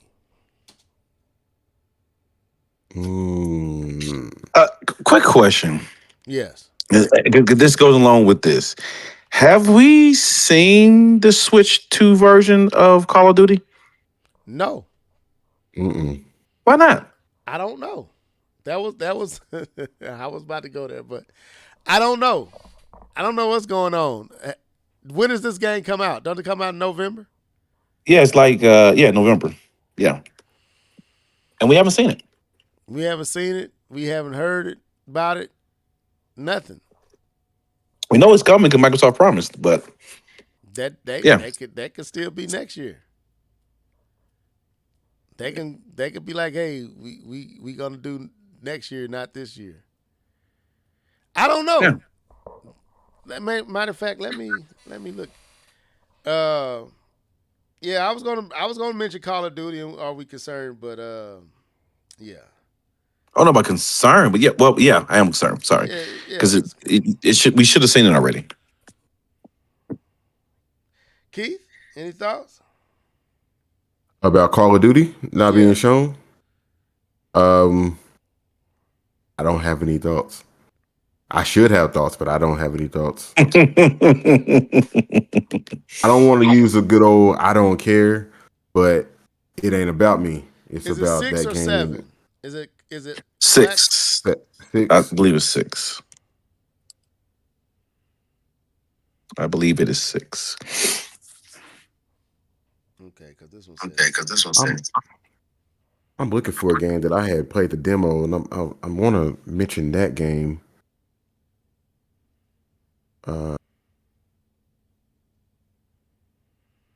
I don't know, man. Cause don't tell me Microsoft is liars. Okay. Let me pull this up. Let me send it to our thing. It says they're working on it.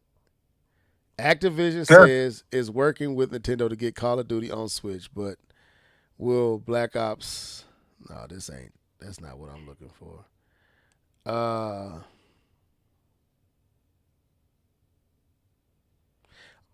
Why do they keep saying Black Ops 7?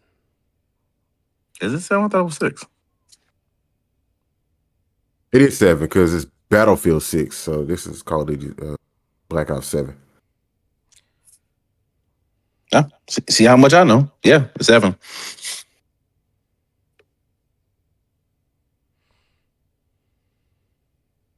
They saying there won't be a Switch 2 version of Call of Duty Black Ops 7 at launch.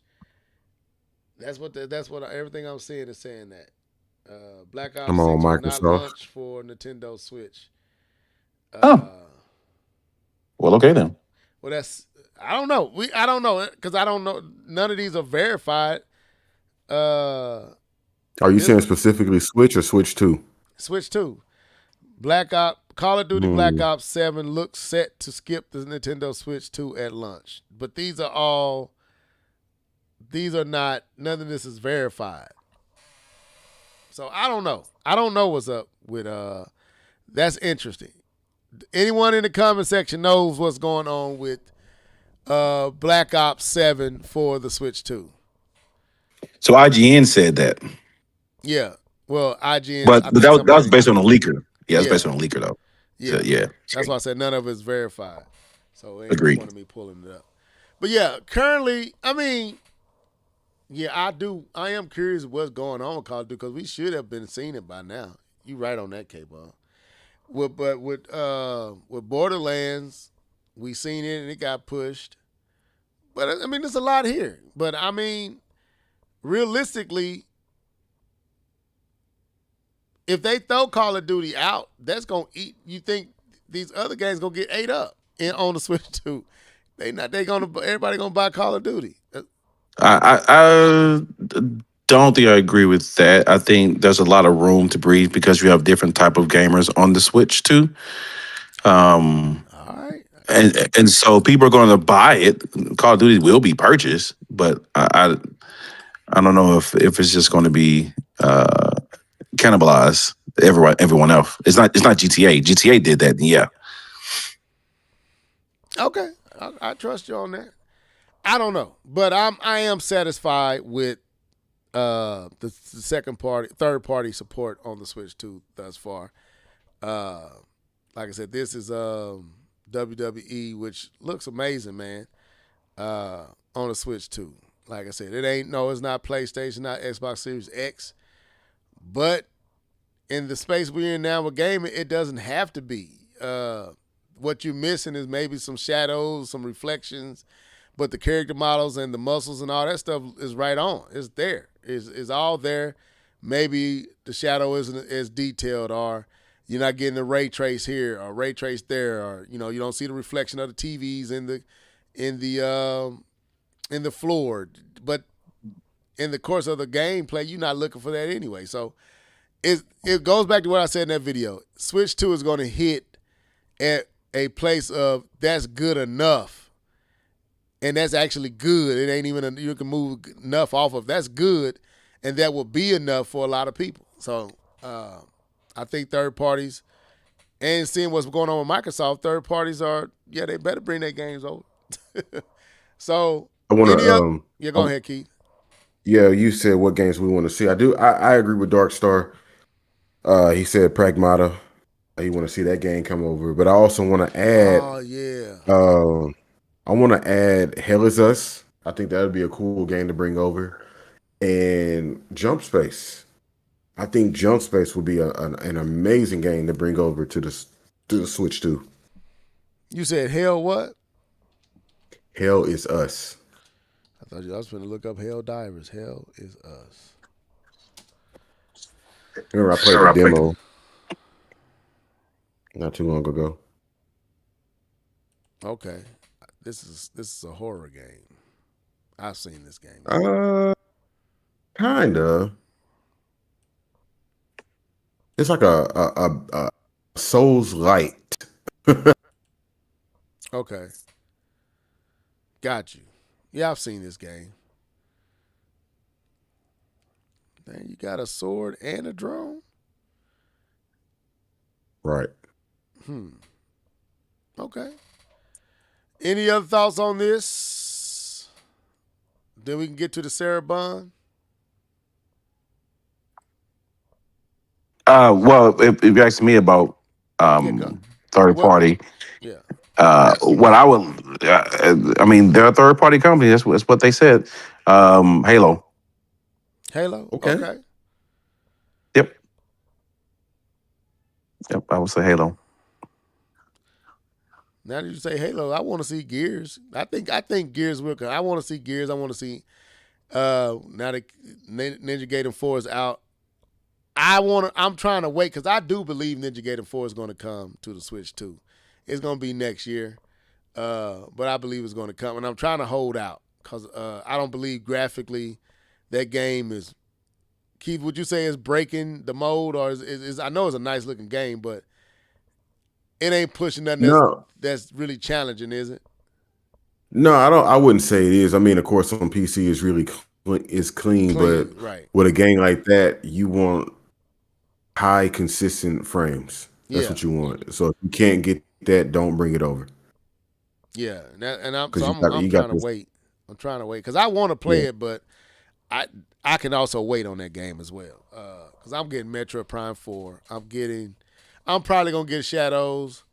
Yeah, but I'm trying. Now that I know that Shadows is cross progression, I think I might have to. I might mess around and double dip. If I get it cheaper on PC. That's what's up.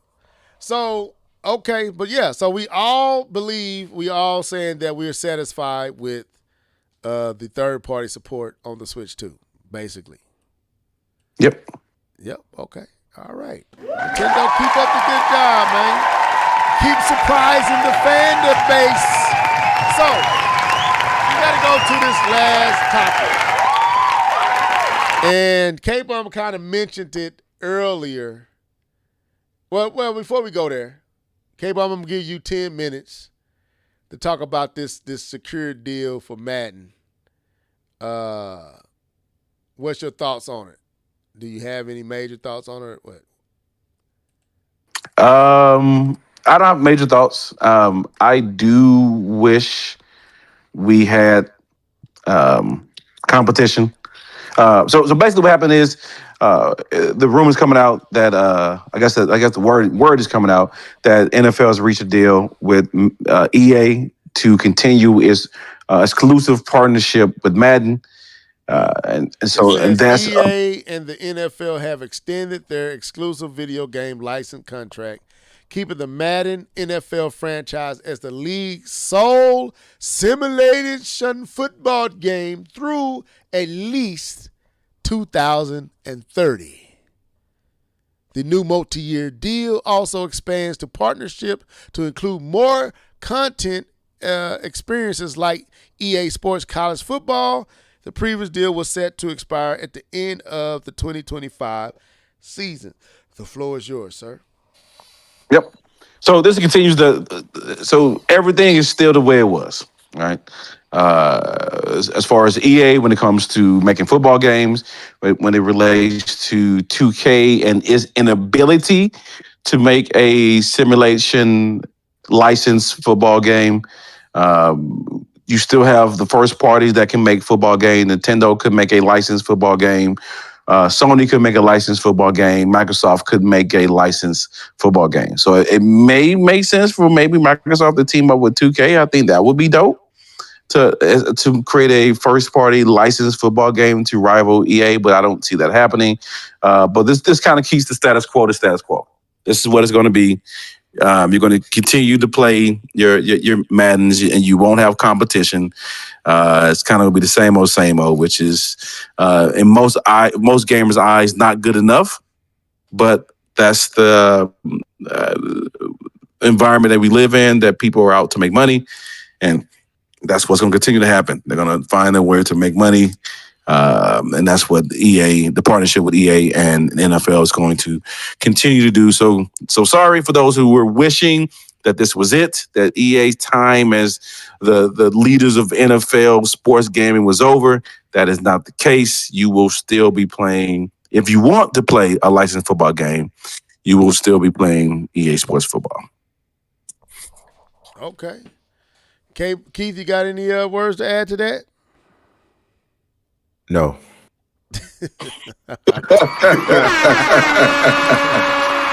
right, so let's get into this last topic. Sarah Bonds said that. Let me look up Sarah Bonds.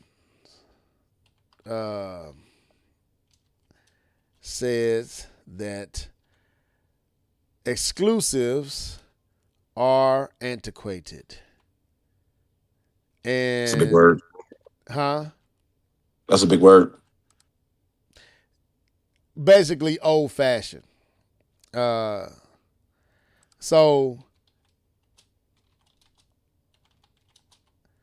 we got to talk about our thoughts on this. So I'm trying to find the actual article where she said it. Well, she actually said it in a video. Right, Keith? It was an interview. Right. Was it 3 days ago? Let me see. If I can't find the interview, then I think I can get you the interview. Because in the one that I sent, it had the link to the video. Yeah, I'm trying to find it. I think I got it. Let's see. The hardest thing is to get started. You have to get it on paper. We have started. Yeah. Okay. Yeah, I think I found it. So, but I don't know where she actually makes the statement. No, you have kids. They must think that's. I know the link I sent It is takes a it cool directly stock there file. It is because it's on also- like yeah. a minute Years clip. for this one. But Yeah. it is from let's, Twitter. let's do that. Let me go there. So she says that exclusive or antiquated. We got to ask the question: do we agree?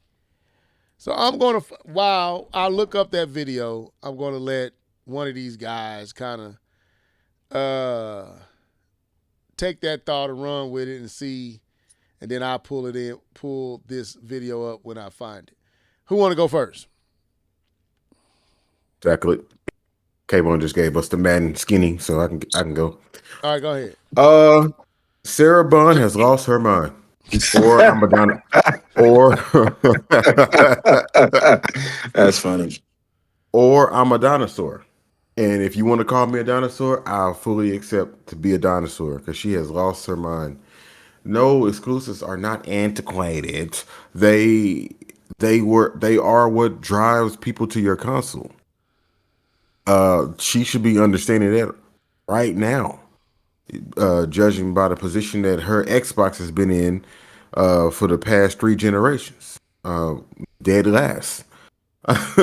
Because they lack the antiquated exclusives. So, but I know what she's getting at. And games like Fortnite, Roblox, Minecraft, you name it, those types of games in those realms, that's a dime a dozen. You can't chase that. You make that game, the fans respond, then you build up on that game. You think GTA 5 came out and when they did GTA Online that they were going to do what they did? The fans responded, so they had to respond. And they continued to build, or maybe they had, I don't know, okay, well, you can probably tell me, but maybe they had the roadmap for that. I don't know. But to me, it looked like, we got something here. Let's keep building on it. Microsoft is like, hey, let's start off that way. And that's why your antiquated exclusives, I'm gonna stop, seem old because they're not working, because the base game isn't good. It's not fun. It's not working. So no, when you look at a company like Nintendo, you look at Sony, people go to their consoles, to their ecosystems, knowing that eventually I'm going to get a Mario Kart, a Zelda, a Mario, God of War, Uncharted, something brand new like a Intergalactic. I'm going to get something brand new. And I'm not saying you don't get that on Xbox, but it's usually either poor or mid. It's not superb. It's not anything like that when it comes to Xbox. Not, unless it's Ori, and those games are everywhere now, except PlayStation for some reason. But no, I completely disagree with her while also understanding her sentiments. But I don't think you chase those games. Those games happen. But I completely disagree with Sarah Bond, James Bond. All right, so I found it. So I'm gonna play it. It's only 50 seconds. So let's go. I don't know, like exclusives have been less of a focus. It seems like with Xbox, we're getting more like cross-platform games. Where do like big blockbuster, exclusives fit into this, if at all, or is it kind of evolving past that place? We're really seeing people evolve way past that. Like the biggest games in the world are available everywhere. Yeah. You look at Call of Duty, you look at Minecraft, you look at Fortnite, you look at Roblox. Like that's actually what's really driving community in gaming. That's where people gather, they have experiences. And the idea of locking it to one store or one device is antiquated for most people. You want to be able to play with your friends anywhere, regardless of what they're on. And we're really leaning into that with this experience because it just opens up another way for you to play. As does cloud, as does PC, as does the consoles that we all own and have in our living room. I don't know, like exclusives have been less of a focus. It seems like with Xbox, we're getting more Okay. like cross-platform games. So where do like big that's what she said. blockbuster, exclusives That fit we're into getting this, away if at from all, or this is it model. kind of That exclusives are antiquated. K-Bum, you want to take the floor? Yeah. I'll be right back. No problem. So, when did we start taking advice from the last place team? I don't think they're in the place to give advice about what's old school. So let me take this back. What Sarah Bond, the parts of what Sarah Bond conversation said was correct. Gamers are accustomed to these titles that exist that continue to be played despite a home console. Again, the Fortnites, the Minecrafts, the Call of Duties, they are played regardless of whatever console. They're even played in the mobile space. They're played on phones. They're played on PCs. They're played on tablets. They're played on Xboxes. They're played on PlayStation. Some are played on the Nintendo consoles. She is absolutely correct on that. From that perspective, but the piece she's missing is the reason people buy. The thing is, they understand why people buy the systems. That is why in 2022 they were told they were going there and saying you should go buy Starfield. Come look at my first party game. Look how great this first party. And guess what? Indiana Jones. This is the only place to play Indiana Jones. Like you were just doing this a couple of years ago. You were just saying this is the home of Indiana Jones. This is the home of Starfield. This is the home of South of Midnight. You can't get this anywhere else. You change. Gamers didn't change. You change. So understand from the last place position. Apparently, you haven't realized why you're last place. Let me help you. It's called Ghost of Yote. It's called God of War. It's called Uncharted. It's called Mario Kart World. It's called Kirby Air Riders. It's called Metro Prime 4. It's called it's called Pokemon. It drives people to buy the systems. Just look at Nintendo's attach rate when it comes to their first party game. Look at almost every first party game is in the millions, ma'am. And my Black Queen, I wanna be on your side, but you doing corporate talk now. You're doing corporate talk now. Understand that these things drives people to the consoles, right? And yes, you have people who want to play a console based on where their friends are, but there is a large amount that drives them. And I like what Keith said. So I'll end my point on this. I like what Keith said. Keith said you can't chase the Roblox. You can't chase to be the Roblox. You can't chase to be the Minecrafts. You know what happened when you do that? You spend an entire year with dropping one first party game. That's what happens when you chase those games. You waste an entire generation, Sony. That is what happened. So no, you don't chase those games. You make great first party games, and even in that lack of first party, they still had exclusive titles. For the time being, Helldivers, Booty Blade, that still brought people over to their system. So yes, exclusives still matter, in my opinion. Okay, there you go. Now go ahead. I'm listening. I'm catching up. No, that was dramatic pause. I was done.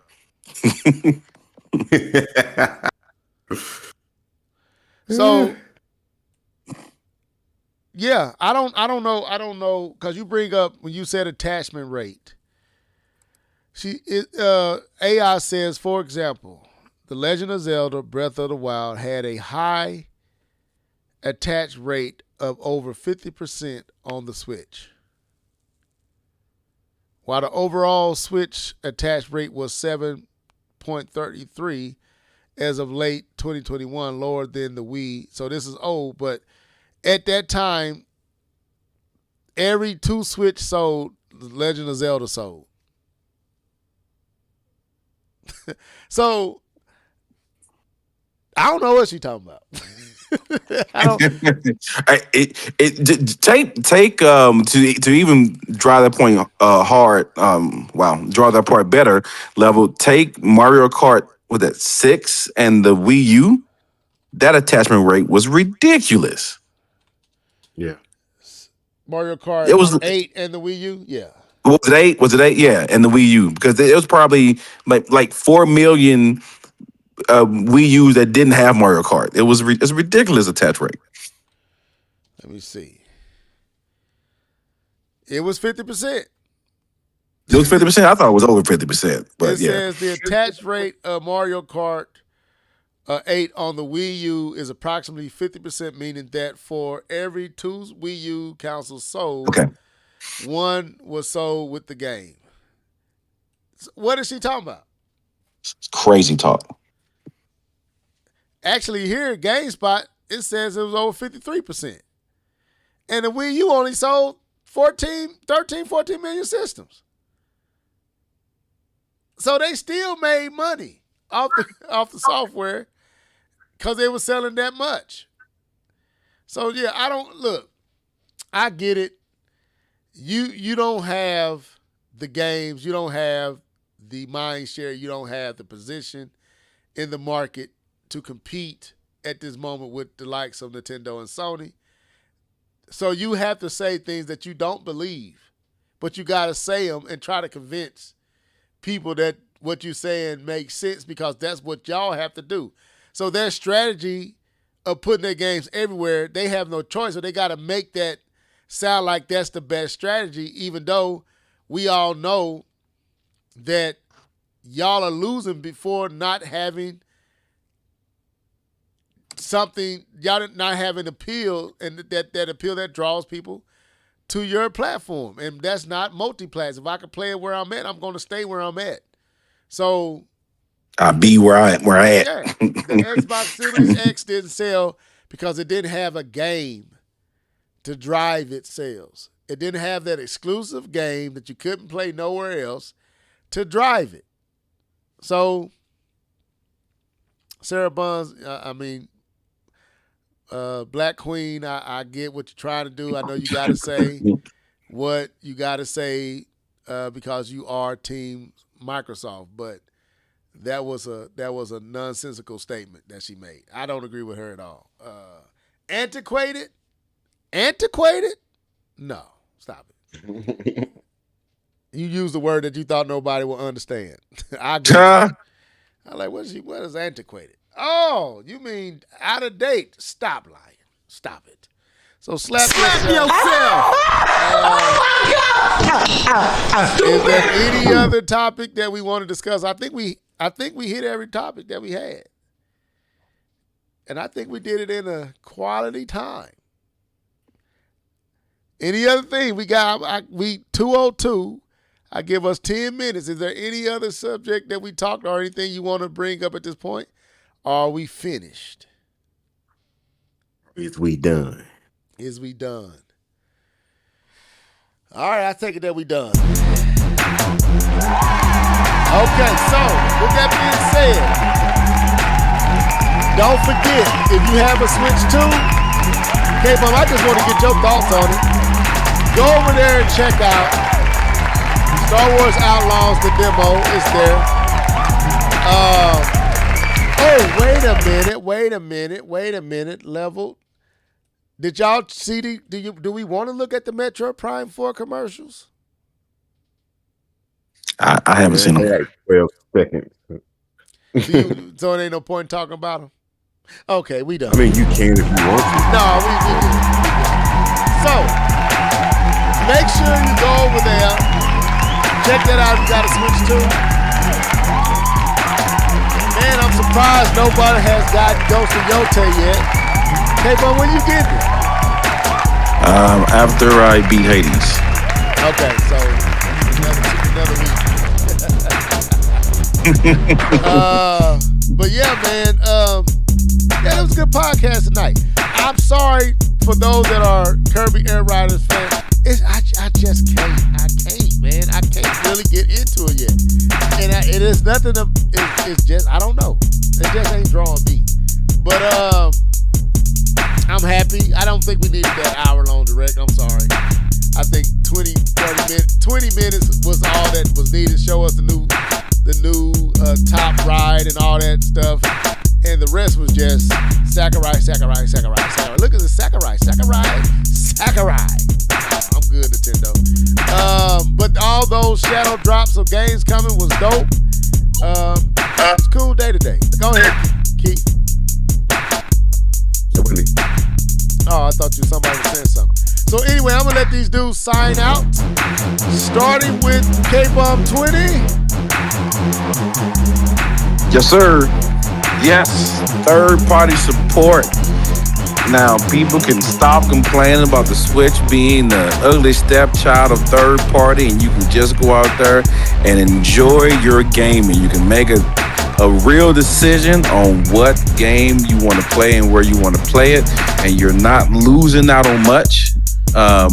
You can still enjoy your gaming. I enjoy the gaming on my Switch too. I have no issues, no problems. I play Silksong. Well, actually, I have 3 third parties. I forgot Silksong. I did buy that. That's right. And so I do enjoy my third party gaming on the Switch too. Probably at this point more than first party gaming. So I enjoy it. You guys go out there, make your own decision on how you want to play your games, and just enjoy gaming, man. Don't quit all the back and forth and console war and having to defend whatever plastic you like. Just play video games and enjoy yourself. That's my saying, and I'm out. All right, Mr. Norris. Sarah, come here. Let's social. Cue up to slap yourself. Sarah Bond. I'm gonna need you to come before the congregation. I need you to slap yourself, please.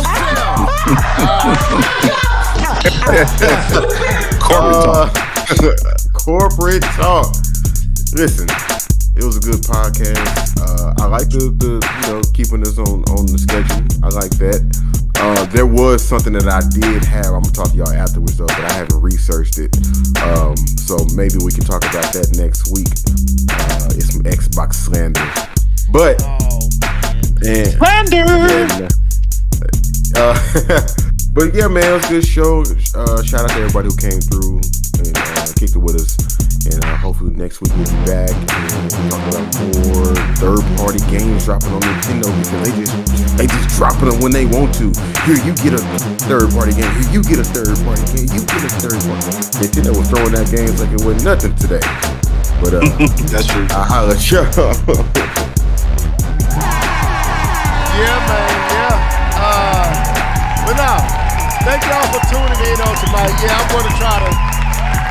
I go back and I listen to the cast, and I'll be like, man, we spent way too much time on that topic.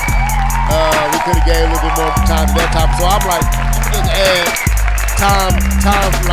time frames. I mean, time. What am I? I'm tired. Time limit. To each topic. That way, the main topics we give 30-40 minutes, and then other topics we try to knock them out in 15 minutes. But I thank everybody for tuning in on tonight.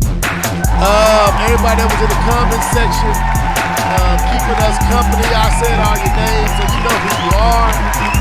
We'll be back next week, same time, same place, all in your internet streets, all inside your inner eardrum. This was the Live and Level Gaming Podcast, episode 397. Till then, y'all be blessed. Deuces.